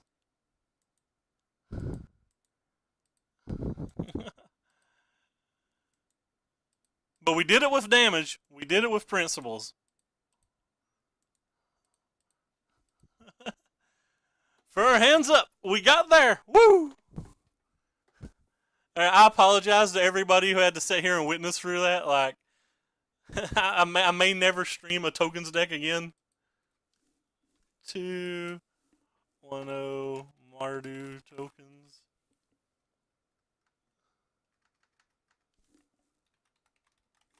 Game 1 would have been actually extremely easy if I hadn't just played so poorly. I played so bad game 1.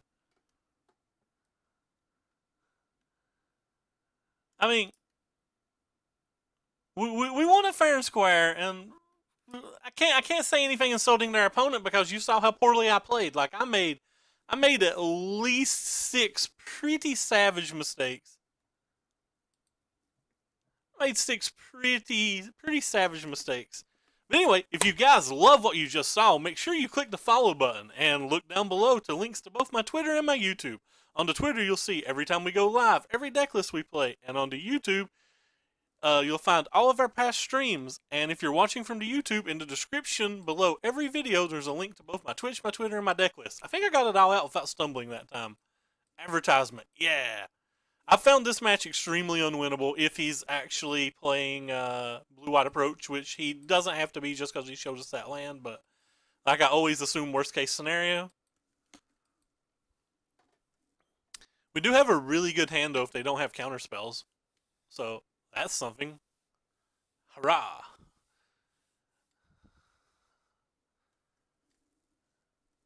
I do like token decks. I actually find token decks fun to play. Like, maybe the mirror's not so fun. I'm not playing around Censor. If he's got Censor, just screw me. I think this match is so bad that I have to try to get lucky.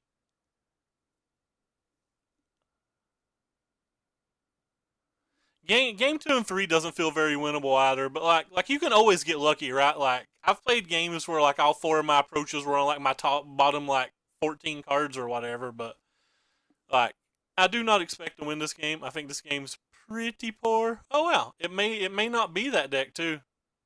Could be something else. Like we don't know that it's blue-white approach. I'm just assuming worst case scenario, you know? Like, it doesn't have to be that just because we saw those lands. At least we don't have to worry about Censor. Woo! You did put on bottom and on top. Yeah, well, even if he's got 1 counter spell, he's going to need multiple. And by need multiple, I mean, as of right now, we can't even trigger a stockpile, but hey. Why concern ourselves with little things about that? In a couple turns, we'll be able to trigger them by throwing away our own land.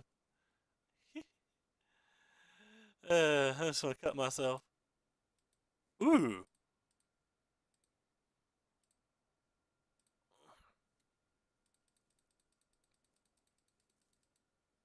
Is he got a counterspell for this one, or is he just glimmering in response? He's got a counterspell. Alright, so next turn, tokens are online if he doesn't have a cast out. He's got main deck, hard counter spells, and Perilous Voyage. I already disapprove of his build.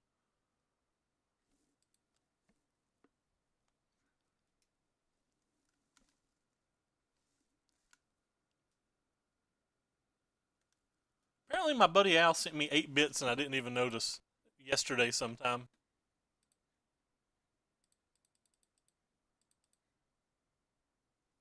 Resolve?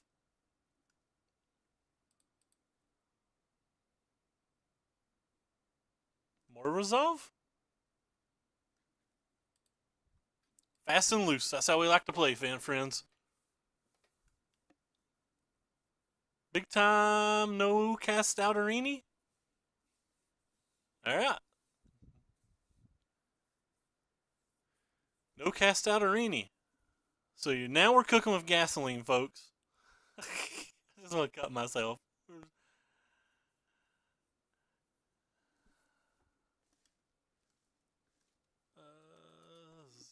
0-0 blue-white control?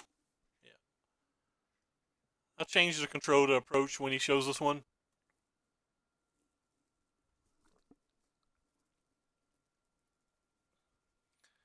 What you got, opponent?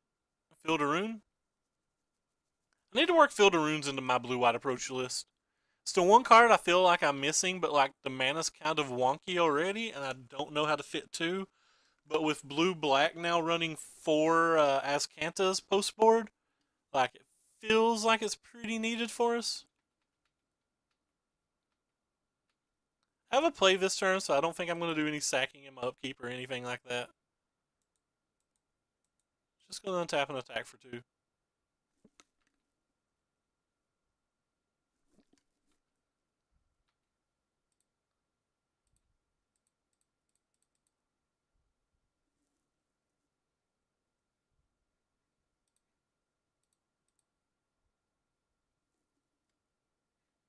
We'll put that one on the bottom. Yeah, I really love the card. I just don't quite know how to work it in.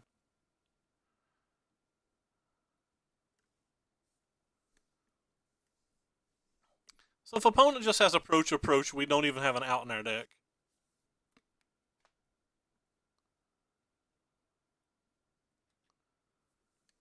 Probably can't beat one approach, but maybe we can if he doesn't have also a Fumigate to go with it.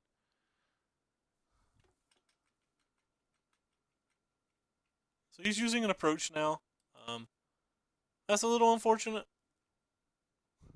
It's a little expected, but that doesn't mean it's not unfortunate.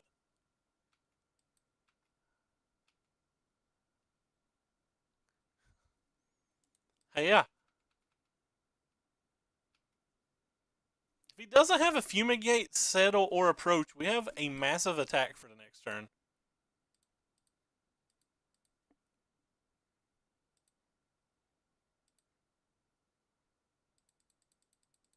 Oh, I clicked the wrong one. I was supposed to click Anointed Procession.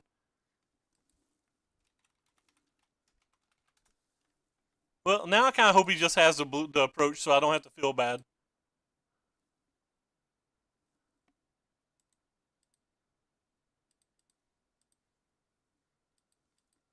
Yeah, I was supposed to have an Anointed Procession there, which would have presented lethal on the board if he didn't have Fumigate or Approach.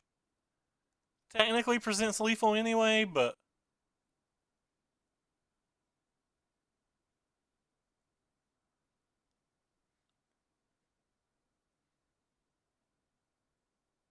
it looks like it's a Fumigate.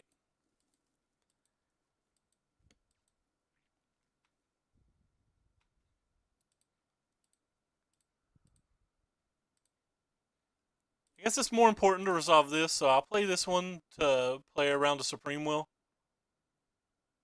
We lose 1 token in the process, but like resolving it matters more. It's the only way we can get a token this turn at all. But it costs us several tokens to do that, so.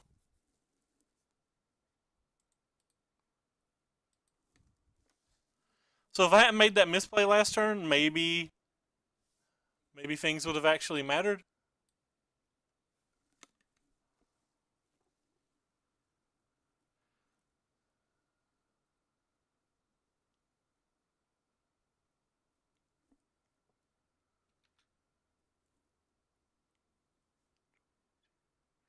Yeah, I think we would have been able to attack for lethal if I hadn't made my misplay. That being said, now we can't because we know he's drawing an approach. Oh, he had a second Fumigate, so it didn't matter. Oh, wait, this isn't a second Fumigate, it's just drawing an approach. Okay. Alright, so our play mistake didn't matter, but it potentially could have, right? Alright, so versus them, I think we need these things. I think we need these things. And I guess we need these things, but they feel like they're too slow to matter versus approach. Without Lost Legacy, I feel like approach is just a hopeless match. Like I feel like I'm just never going to beat it in a million years. I even kind of want the cats, I guess. The cats seem better than Anointed Procession because my life total doesn't matter. But yeah, this match doesn't feel remotely winnable, and he is approach, so I can update the stats to approach now. So this season with various token builds, I am currently only ever won 1 match versus approach.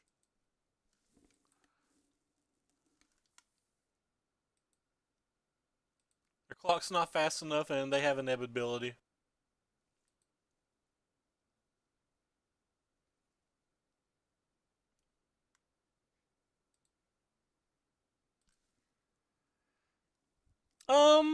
We are currently 2-1, about to be 2-2. We did play one kind of fun match though. I shouldn't say about to be 2-2. Anything can happen. We're a favorite to be 2-2. Um, we had an insane match last round in the mirror where like at one point in the game both of us were over 200 points of life. I ended up with over 450 points of life. An opponent started F6ing to try to kill us by milling and like ended up dying to damage. And then we were able to beat him game 3 too because he just kept F6ing because he was ahead on the clock. But like he probably shouldn't have been doing all that.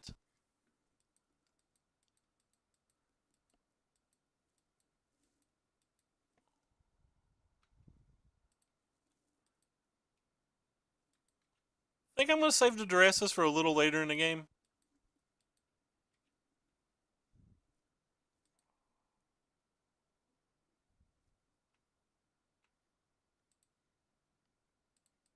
Alright, well, we have a real card in play.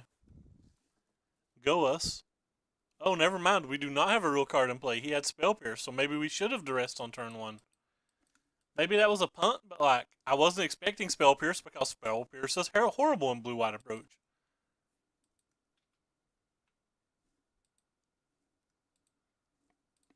So I guess it like punishes severely that game, but like that card is very bad in their deck. Like very bad. Then again, he was already playing Disallow, which is medium, and like Perilous Voyage, which isn't great either, so like I shouldn't have made any assumption. So he's got a Negate, a Glimmer, an Opt, and a Perilous Voyage. I guess we take the Glimmer.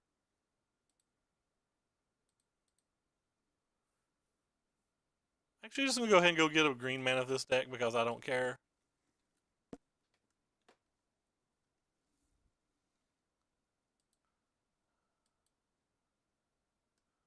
This one has this thing in his deck. This thing's kind of cool. I like this thing. This thing can actually end games. We have no answers to that in our deck. Let's see what he has. We've saw that. So he's just going to give us the negate because that's what we'd be taking anyway, I guess.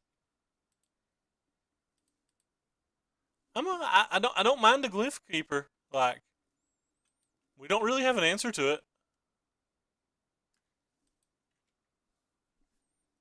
Yeah, I can't say a negative thing about that card. We legitimately just don't have an answer to it. Like even if we resolve Avaraska, we can't kill it. And it just takes him 2 attacks. Well, he didn't have a land, but what's the odds this is going to resolve if he didn't draw a land or a draw spell? So like this has no chance to resolve. Like how I pressed F6 because I don't think it's going to resolve when like I should at least give it the opportunity to resolve.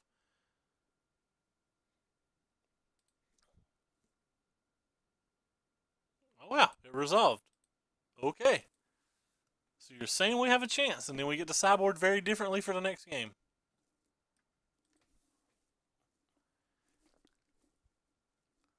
You might Perilous Voyage it back to our hand, but like, that doesn't feel great to me.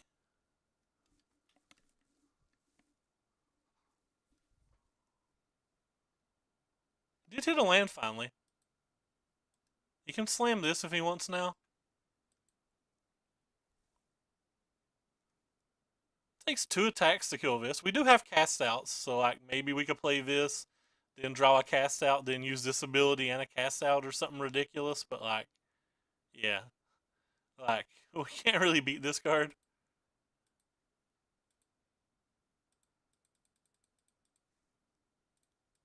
Yeah, I definitely don't hate Glyph.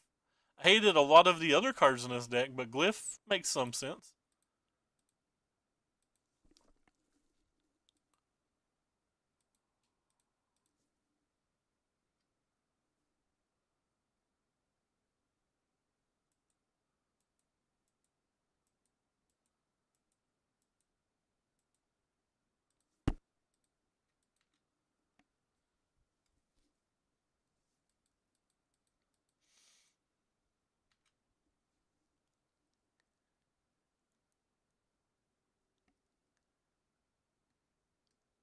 clanging bombs too. Like it's just great. Like even if he like fumigates or something, he just gets to buy this back. It does so many things. So many wonderful, wonderful things.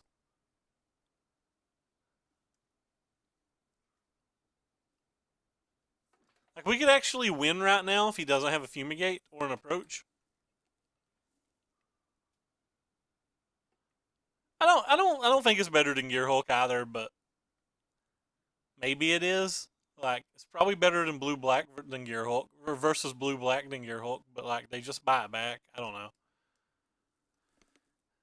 It's harder for Teamer to kill it. I guess that's something. That's like not nothing, right?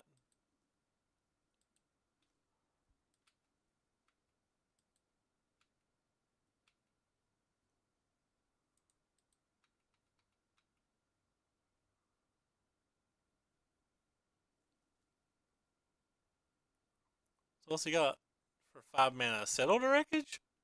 Wow. Yep, we're just wrecked then.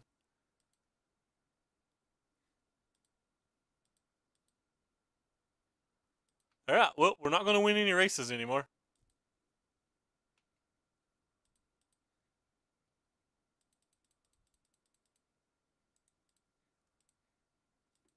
We did get kind of flooded, though.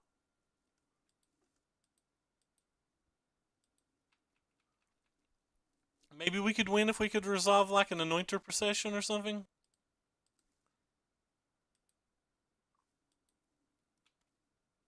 That card's the truth. That's for sure. Goodbye, little Veraska. We will miss you.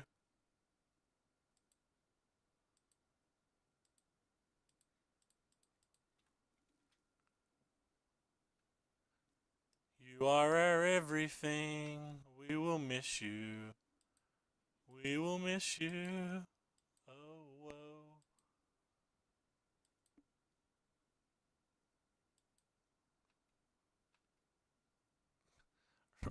Right on time, cast out. Right on time, friend. Yeah.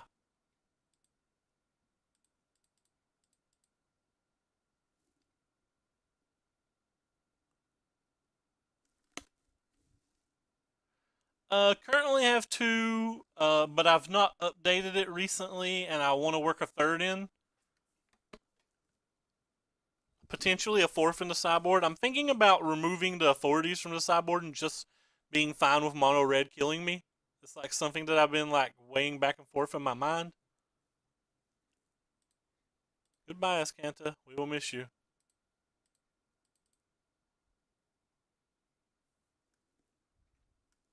Yep.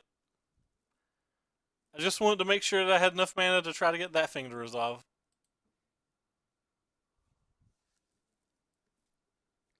So he's got another Settle the Wreckage. We are like off rounds. He's got a Fumigate. We're not real happy.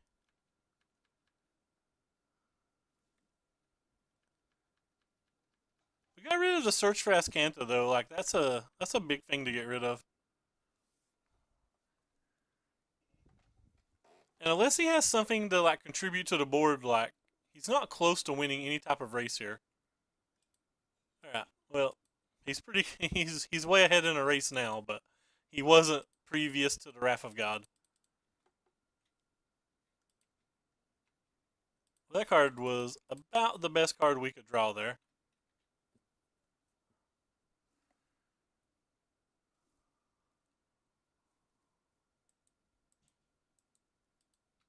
Go get some, little vamper. Little vampirini. Yeah, there's 12 people watching to hear me say vampirini. That's embarrassing. How much does that take to bomb? 7? So like he has to have another land to even get it back? That's kind of odd.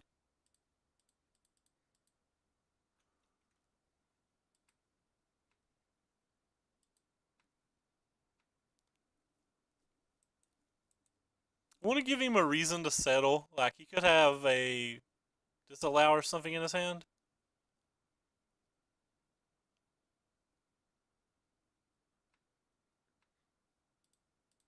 so I kind of want to try to bait him into tapping 3 or tapping 4 of his mana.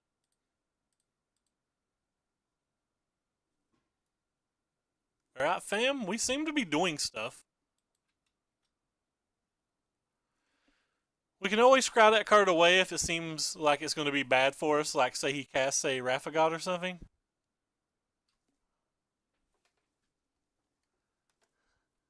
Hey, Otter fans. So yeah, so now we can get rid of it.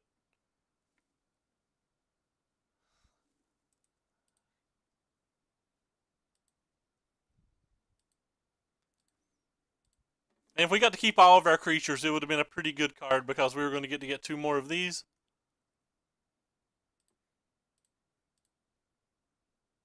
Got to make sure that I save 3 mana, but we have plenty enough mana to do it all.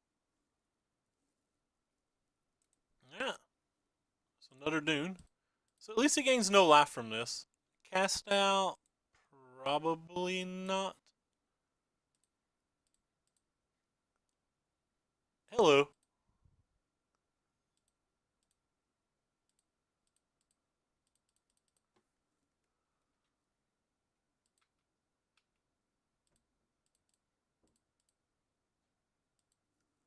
Hello, anointed procession. You are our favorite procession.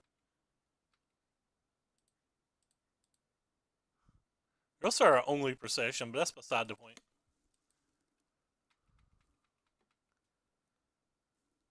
Alright, well, we have a reasonable chance. What's he tapping now? 4, 5. I have no idea why he's tapping his blue. He is, like you said, he's not even pretending to pretend that he has a negate. I guess I'm not going to play around a negate anyway, so there's nothing to bluff, but like I would still bluff it. He doesn't know that I'm not going to play around things.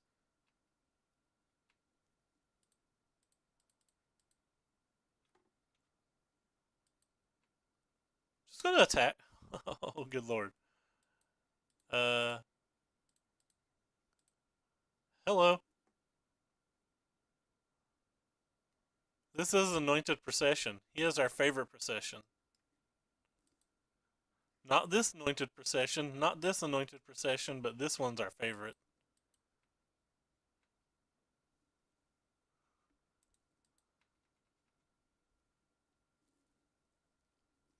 Man, if he has another Fumigate, he's going to gain 9 million life.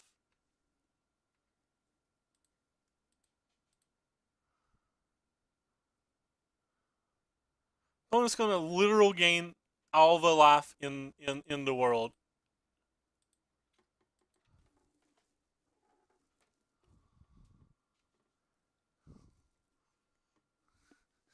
He's going to disallow my hidden stockpile trigger? Sure. That's not the worst thing in the world to disallow. Uh-oh. Don't you do it. Fumigator, or sorry, approach. Well, we know he doesn't have a second one because he's had plenty of opportunity just to cast one. So he's going to go to 11, and we have well more than 11 attackers. But we know he doesn't have a second one of these anyway, so like we would have in theory got 2 attack steps.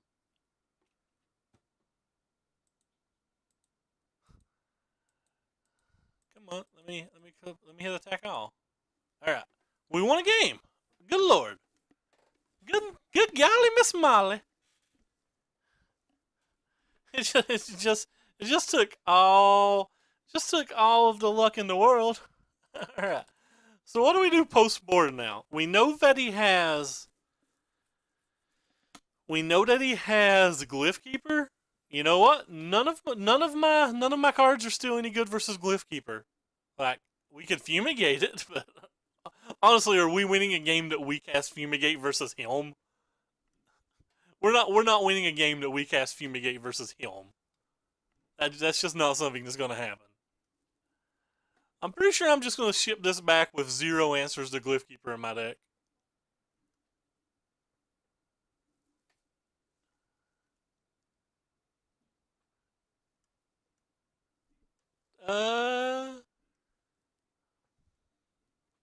That's not unreasonable. 3/4 blocks a 4/5.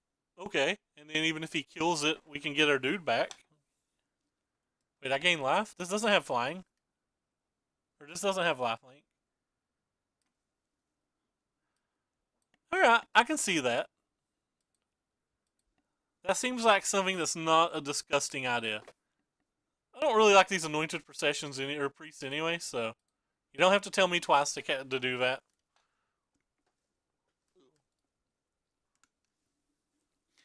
Man, this stream's 2 hours. There's still a match left. Wow, this hand's atrocious. So we're gonna keep it, ain't we? I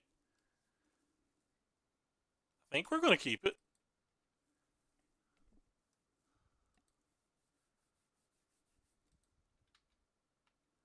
There's a dress. Still keeping the dress for later. I don't care.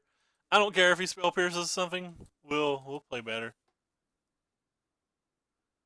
Oh, that's fair. Like he has to be kind of far ahead for it to matter, but so he doesn't have another blue source in his hand, or at least one that comes into play untapped.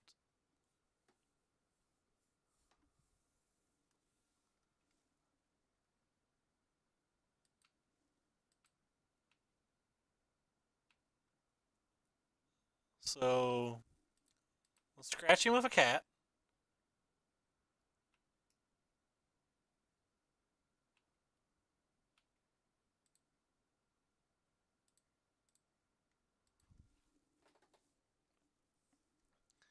Scratch him with that cat. Save the dress for next turn. This is an ugly dress. I am not a fan of this dress art.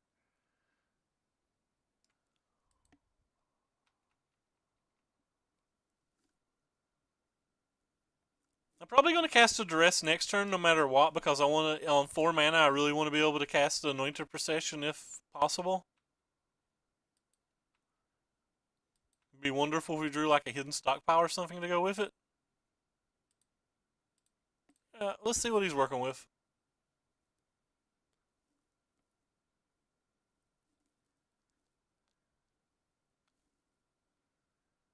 So he's just going to negate this? Or he's going to Supreme Will it even? Wow.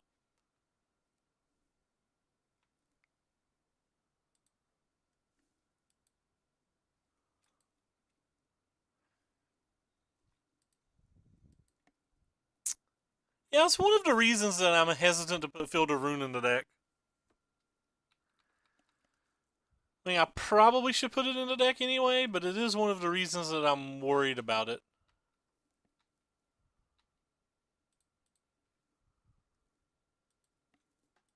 That could come back to bite us later. Well, shoot. Now I kind of want to hold this and like play this and this both next turn. Now, let's start with an attack.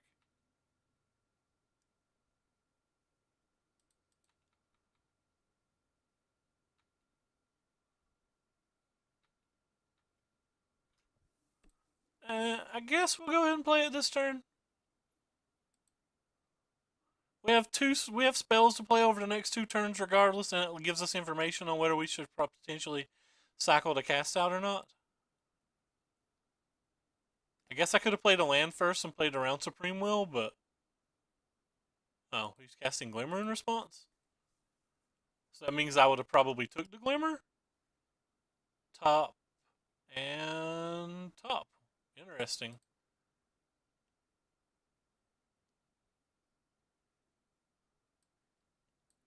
So he's got a Regal Caracol, which is going to be very hard to beat. Some things that aren't going to be as hard to beat.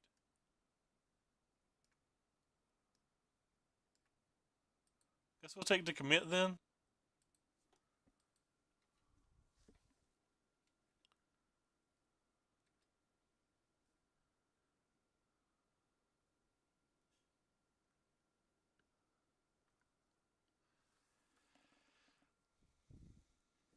So we played a Plains this turn. Yeah. It's a battle, fam. He certainly drew something that he wants to play more than a cat. So this is like very likely that this is going to resolve, or very unlikely this is going to resolve.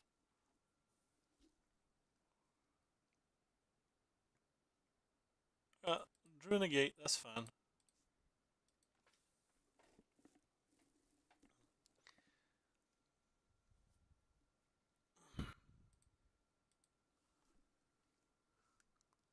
He got to put on top again. That's 3 tops in a row. That's pretty fortunate. We really need to draw a land for this Veraska in case he plays the cat this turn. A land would be great.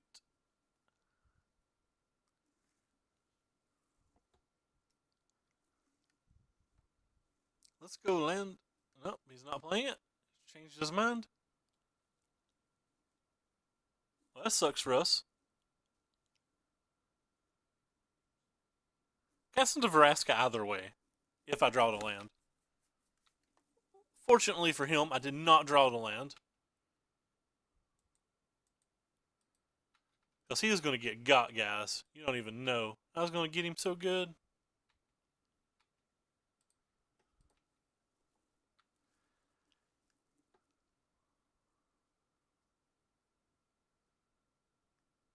Wonder what he drew. I guess a draw two's better than a cat when you have that much life. I would rather play a cat than Perilous Voyage. Maybe a negate would have been better.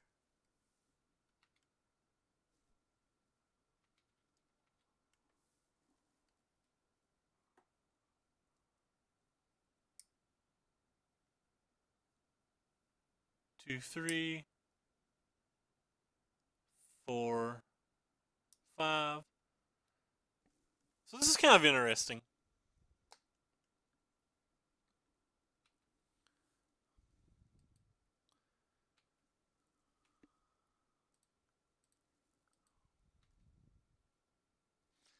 So do I, Dumbo. This is for a pity chest. Pity chest on the line. So we're certainly going to cast out here. But it's interesting because if we target the Regal Caracal, well, never mind. He just has Spell Pierce, so that makes it not interesting at all. I was trying to decide whether I was going to play around the Spell Pierce with the Veraska or not. That's what I was talking about being interesting.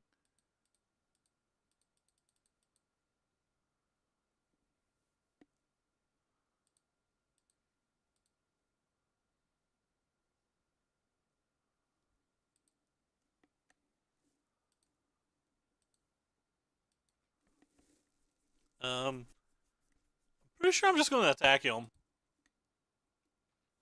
I don't care if he kills this cat. He's got a Fumigate in place, so it's like 1 less life he'll gain from the Fumigate. Can't wait till he snaps out of that chest. The only way we're selling chests is if we go 4-1, so we have to win this match to sell a chest. And I will snap block. Oh, I guess I don't get the snap block. That's disappointing. Alright, so start with a duress. Oh, double Fumigate. Okay, cool.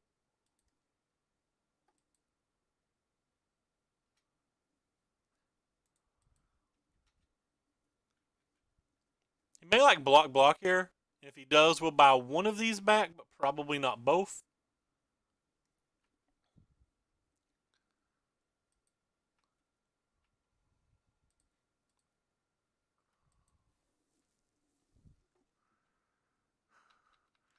Unfortunately, he had a second duress. So we have a cast out and a Veraska that can kill a Glyph Keeper. Sure. I think I'm going to go ahead and cycle this now.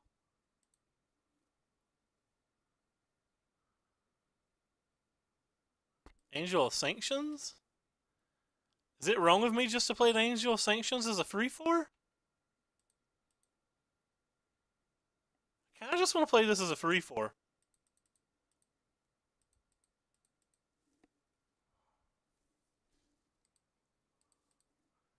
So hopefully he didn't draw yet another of that one card.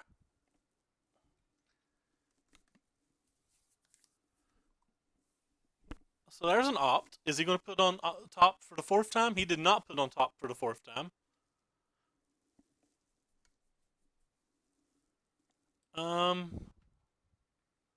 So 3, 4, 5, 6, 7, 8, and 9. Alright, I guess we'll just attack.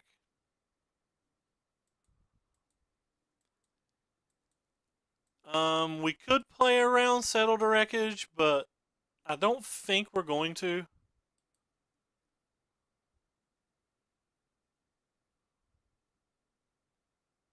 Rip. Alright.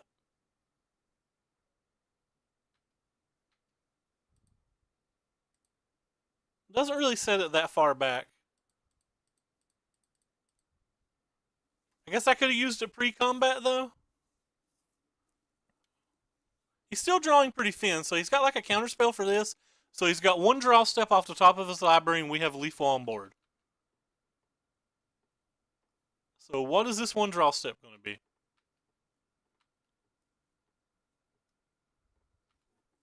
Alright. I guess we'll cycle this and try to find a fourth duress.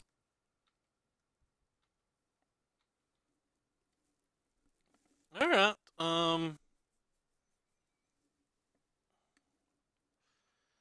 I guess we have to go for it. If he just has it, he just has it.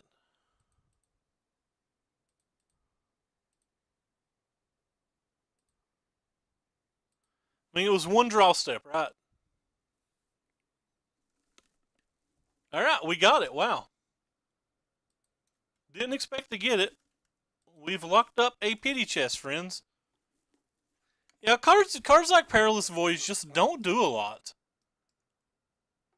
He like drew like multiple Perilous Voyages in that game. They're just not very great cards. Oh wait, shoot! Opponent said something. I don't want to be rude to him. I want to say like good game or whatever. Let's go back and see what opponent said so that we're not rude. I'll do it on a different screen though. You guys don't want to see this. All right. Get over there. Anyway, so we'll queue up for the next match while I figure out what opponent said.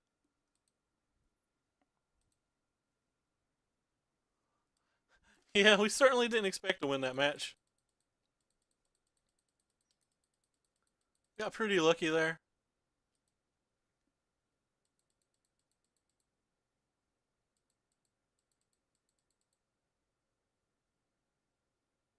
Huh. It's not showing us what he said on the other screen.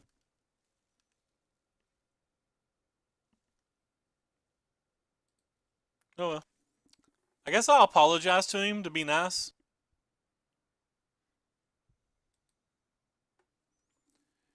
I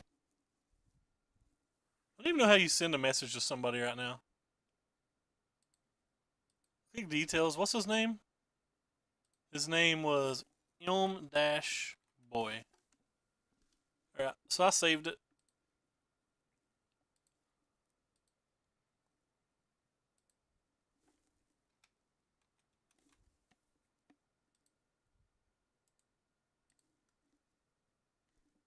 Alright, so we get our game popped up over here. Oh.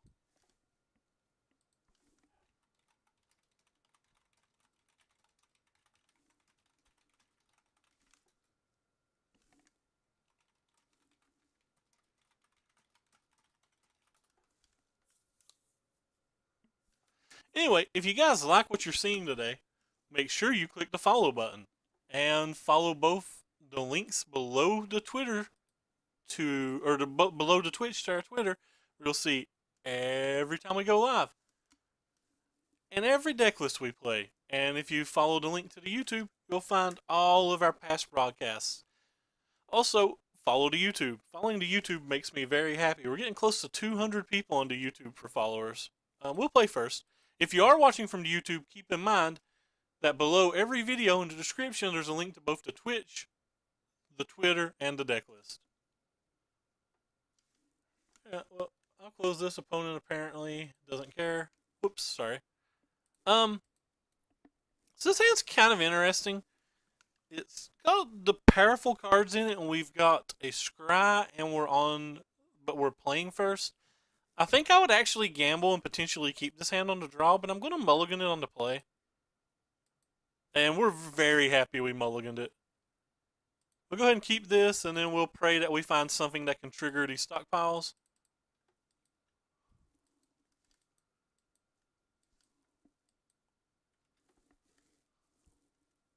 This mono red, a match that I consider very hard, so might not be mono red. He could have he could be like a teamer deck that just led with a mountain because he had the magma spray in his hand. But yeah, in general, I consider these matches exceptionally hard. However, if we draw an Evolving Wilds on this turn, or even a Fatal Push, we're not in the worst shape. We're just not in good shape. Huh.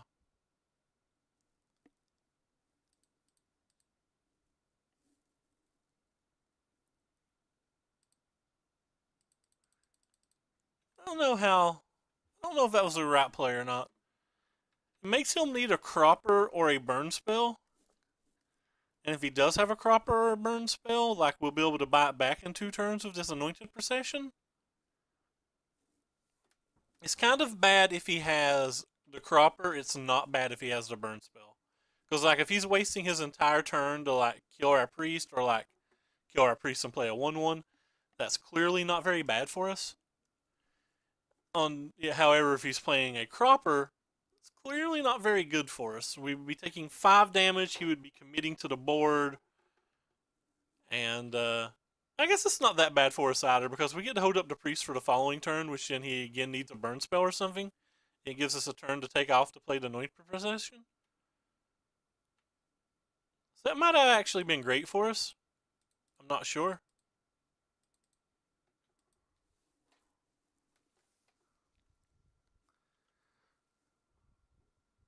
So if we chump block it with it this next turn, we gain like a bunch of life.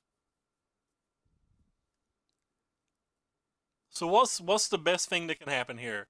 Our Anointed Priest dies and we draw Evolving Wilds?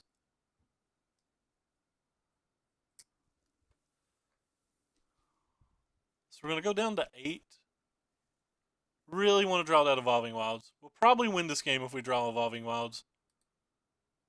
Whew.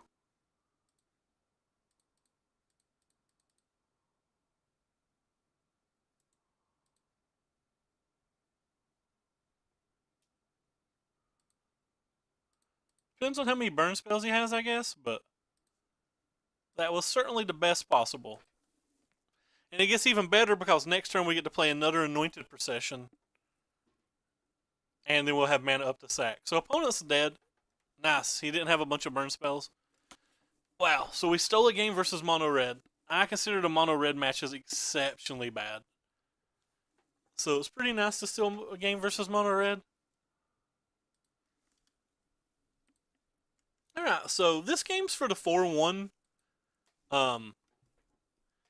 We are currently up a game. This is round 4, so let's actually put a lot more thought into sideboarding this time than we have in some of the previous games.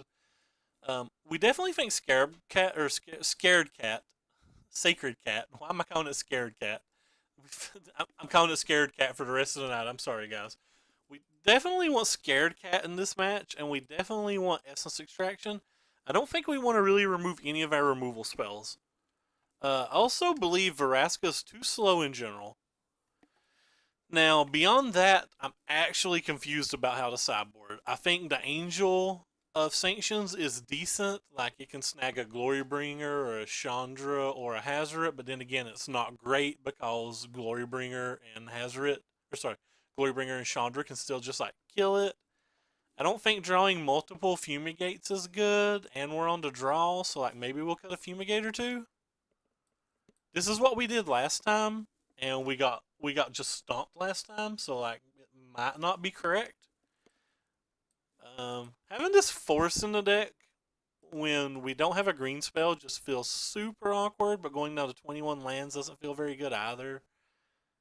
I think we're just going to run it like this and maybe potentially think about a different thing when we're back on the play. Like, I just don't want a bunch of 5-drops in my deck on the play, or on the draw. So what do we got here? We have a very good hand. I don't know if it's good enough because we don't have a stockpile and we don't have a stockpile. We don't have a Anointed Procession, but like we have a lot of things that can potentially gain us life. Him not having a 2-drop would be wonderful. The odds of him not having a 2-drop are pretty low, and he of course has a 2-drop. Still not that bad. Ooh, that might be useful in a turn. Go ahead and play this priest now, because next turn we can play a priest and this, and we can gain a minimum of 2 life.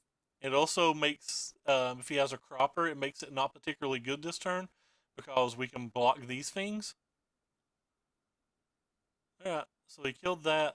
That's not wonderful. It's also not the end of the world. He didn't even have an attack. That's kind of interesting. Alright, well, I guess we'll start with this thing. I think I misplayed this turn, by the way. I believe I should have just played the Swamp and the Priest and passed. I don't think I should have played the Legion.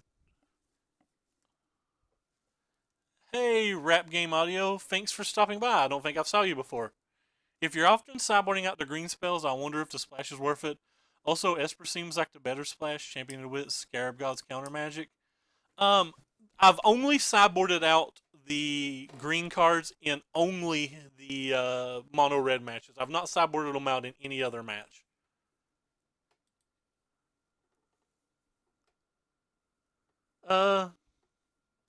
You could be right. The Scarab God doesn't seem particularly great in this match though, and like Eric Hawkins has been testing Scarab God, and he's not really liked it. But the Champion of Wits is insane. The having access to counter spells out of the sideboard is also insane.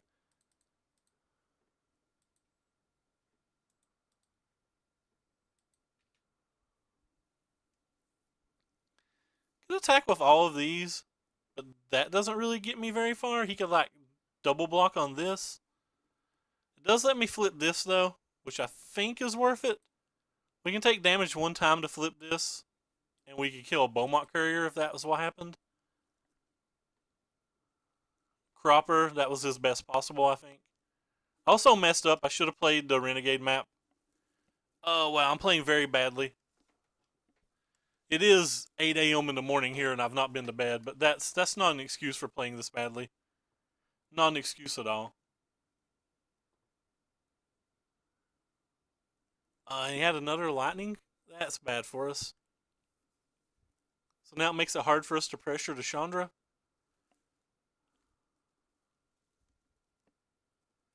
Yep, I'm a bad Magic player. At least we get to kill the Beaumont Courier before it goes crazy.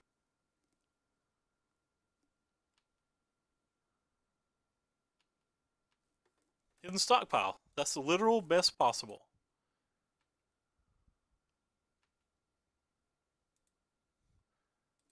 If I'd played the Renegade map, which I didn't, so.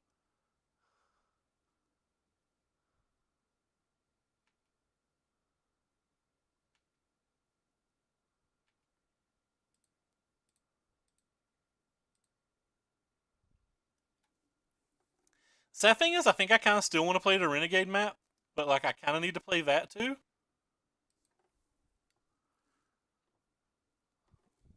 I guess if we should just do this so Casey has a burn spell in response.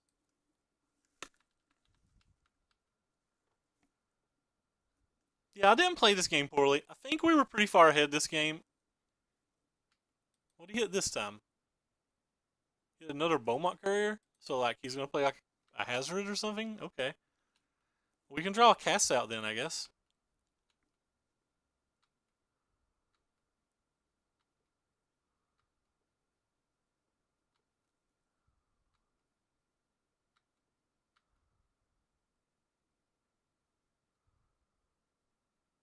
Alright, well, we're gonna take 5.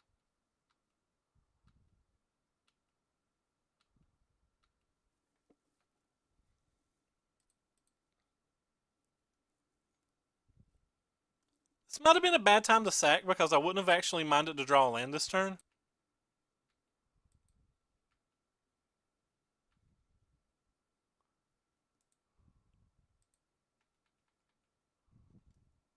So he's probably going to block. Oh, well, he's going to block that one? It's kind of interesting that he chose to block that one. Well, since he blocked that one, I'm going to go ahead and just play this.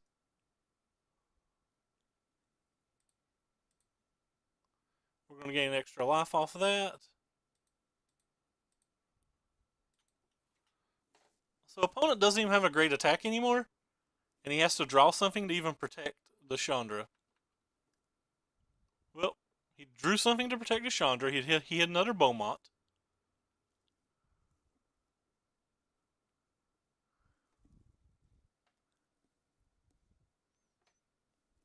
Which means there's a good chance that he can attack this turn with the Hazoret.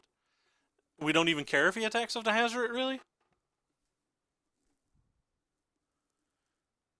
Just need to get... Oh, wow. What do you have for this much mana yet again? We're basically just hoping he doesn't draw Glorybringer. We're in really good shape if he never draws a Glorybringer. He's killing that thing when we have a hidden stockpile in play.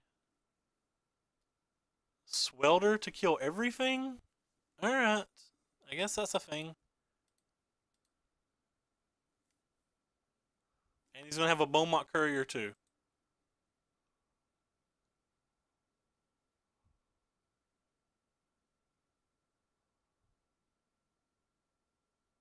Sure. So we're going to take a lot of damage here, right? We're going to take 6 down to like almost none. Hey, thank you for following Rap Audio, and thank you for following Giacomo Chiamini. And he gets to flip that. That's the brutal part, that he gets to flip that.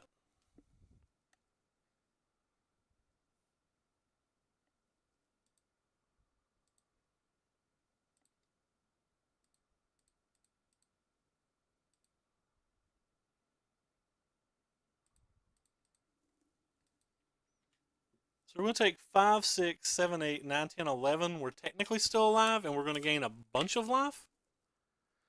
Another Evolving Wilds, again, would be our best card. I don't think we can win this game now. I think we're just dead. We might have actually lost this game because I forgot to play a Renegade map on one turn. I think we had a draw to win this game. Our opponent drew pretty well, too. Yeah.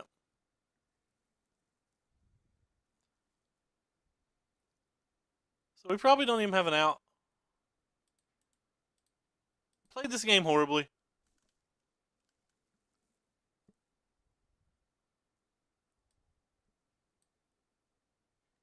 I guess we do need these then. Don't know if we need the Fumigates. Fumigates don't seem great. Yeah, I think I played that game very, very, very bad. I don't know if it was winnable when he showed us the Swelter to Sun, but like, I think it was played pretty badly either way.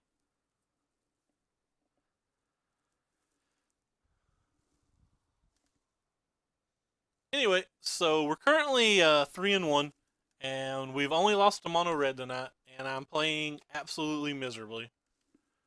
Alright, so we'll play first. What do we got here? We have 1 land.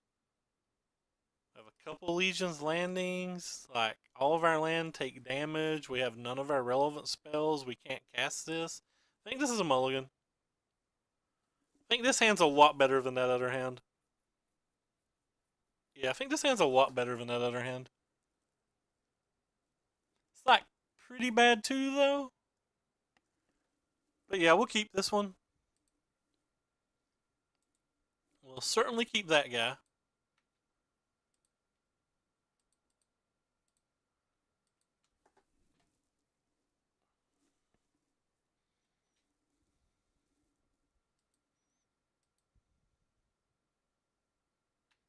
We'll draw our card. Send this guy away. Grab this thing.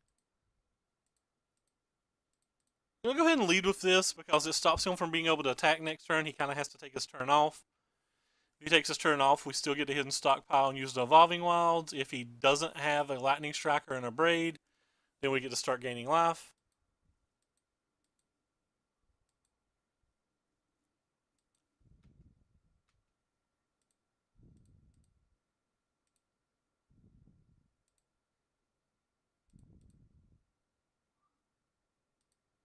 I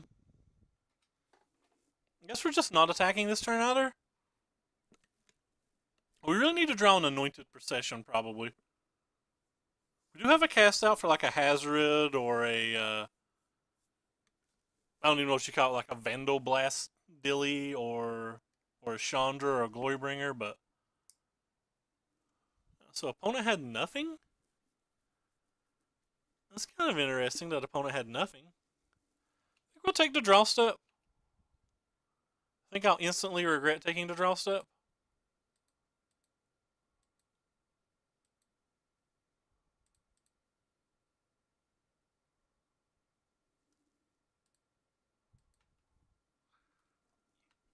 Just don't think I'm going to attack this turn.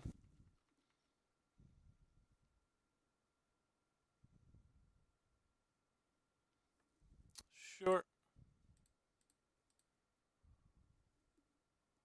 A cat. Cat feels kind of weak, but it also feels kind of okay with the hand that we have. Because it feels like we're going to have extra mana.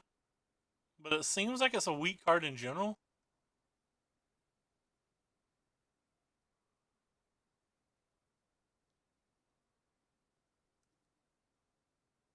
He does have a Scavenging Grounds, so keeping the cat was probably wrong.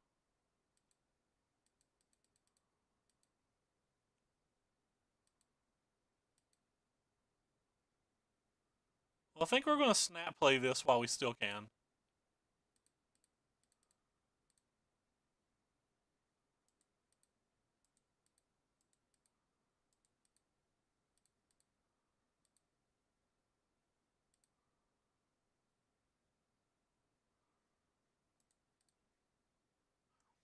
Because of the Scavenging Grounds being in play, I'm actually going to not play the other thing as well.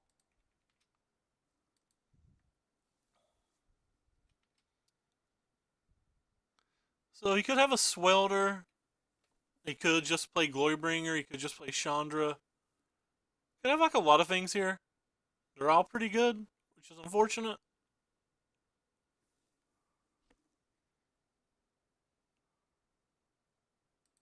Sure.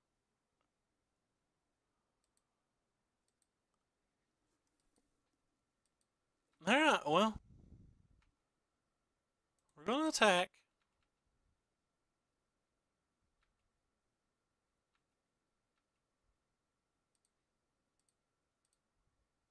What do we got? Definitely don't want that. If he just has multiple Glorybringers, there's going to be a problem.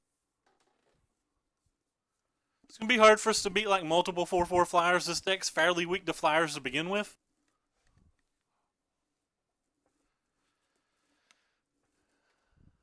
Alright. That one's more beatable than some of the other cards that he could have had. Oh wow, I don't actually know what to do now. That card's pretty insane. I guess slow and steady wins the race, but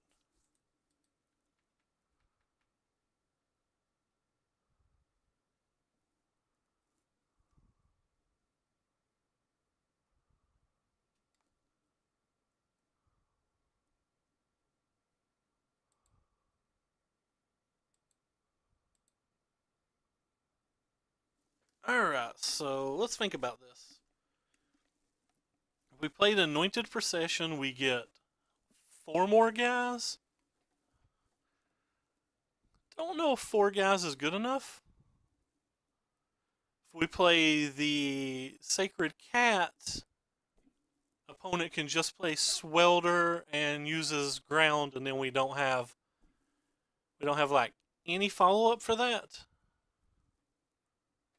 I think we're just going to pass and protect our life total with the cast out. It's between killing the Glorybringer and the Vandal Blast. I think protecting our life total is a little bit better than the Vandal Blast, but not by a lot, to be honest.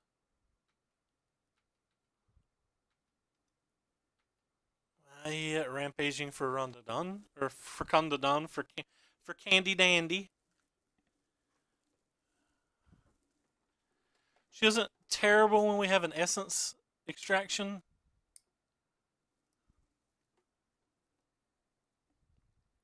But obviously could be better for us. So opponent has to decide what he wants to do. This game's actually kind of interesting, isn't it?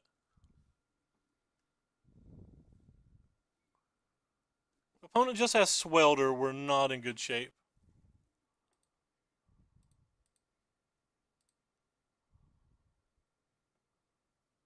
Another Sacred Cat? I actually think I'm going to keep that one.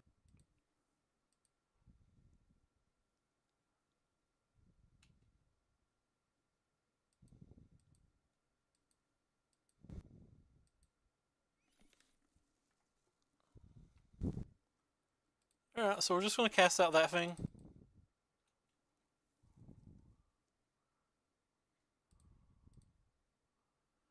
And then next turn, our plan's to extract the dude and play a cat and sack the cat.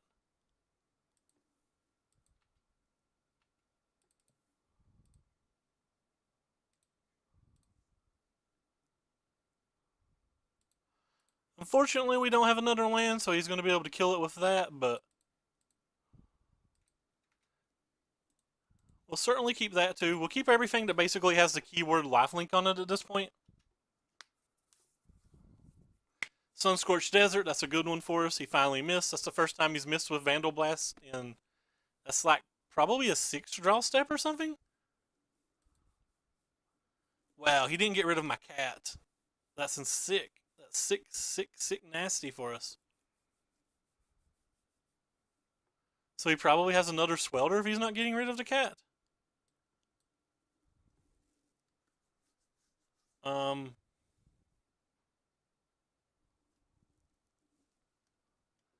Hey, Sean. So we could block here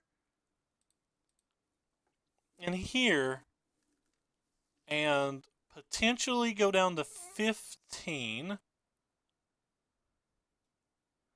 But we get rid of both the Beaumont Couriers, which is a real problem. Then we go down to 9. And we buy back the cat. Fortunately, I think that's too much damage. You got to flip this too, which was ridiculous.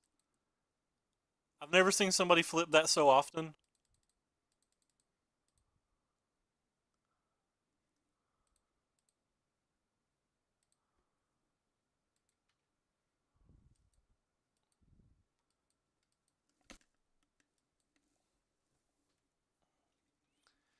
I have legitimately just never seen somebody flip that so often.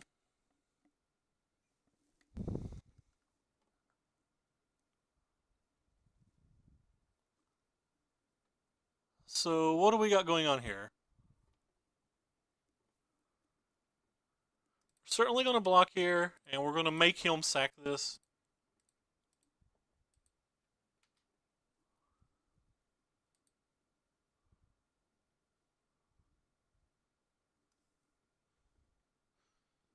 I think we'll probably get there as long as opponent doesn't draw another Dino or draw another Swelter. Feeling pretty good about the board state. Alright. Well, that was good for him. And that was good for us. So, we'll start by killing this.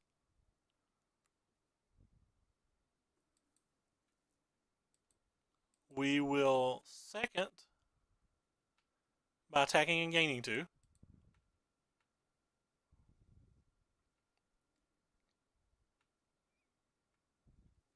We will third by playing this. Fourth by sacrificing this. We'll put that on top. And then we'll bring back this.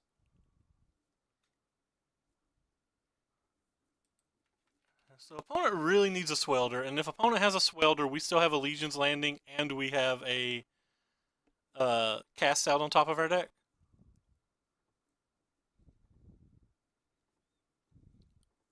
So Earthshaker Kenra. We have to keep in mind the opponent has an Earthshaker Kenra in his graveyard as well.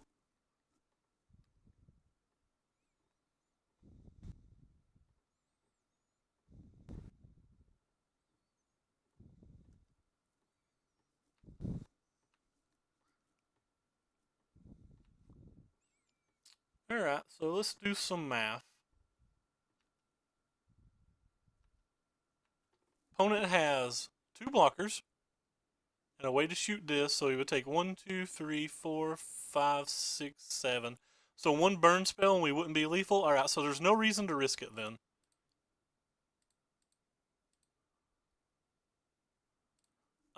We're not going to use this turn. Again, we want something to keep the board stable post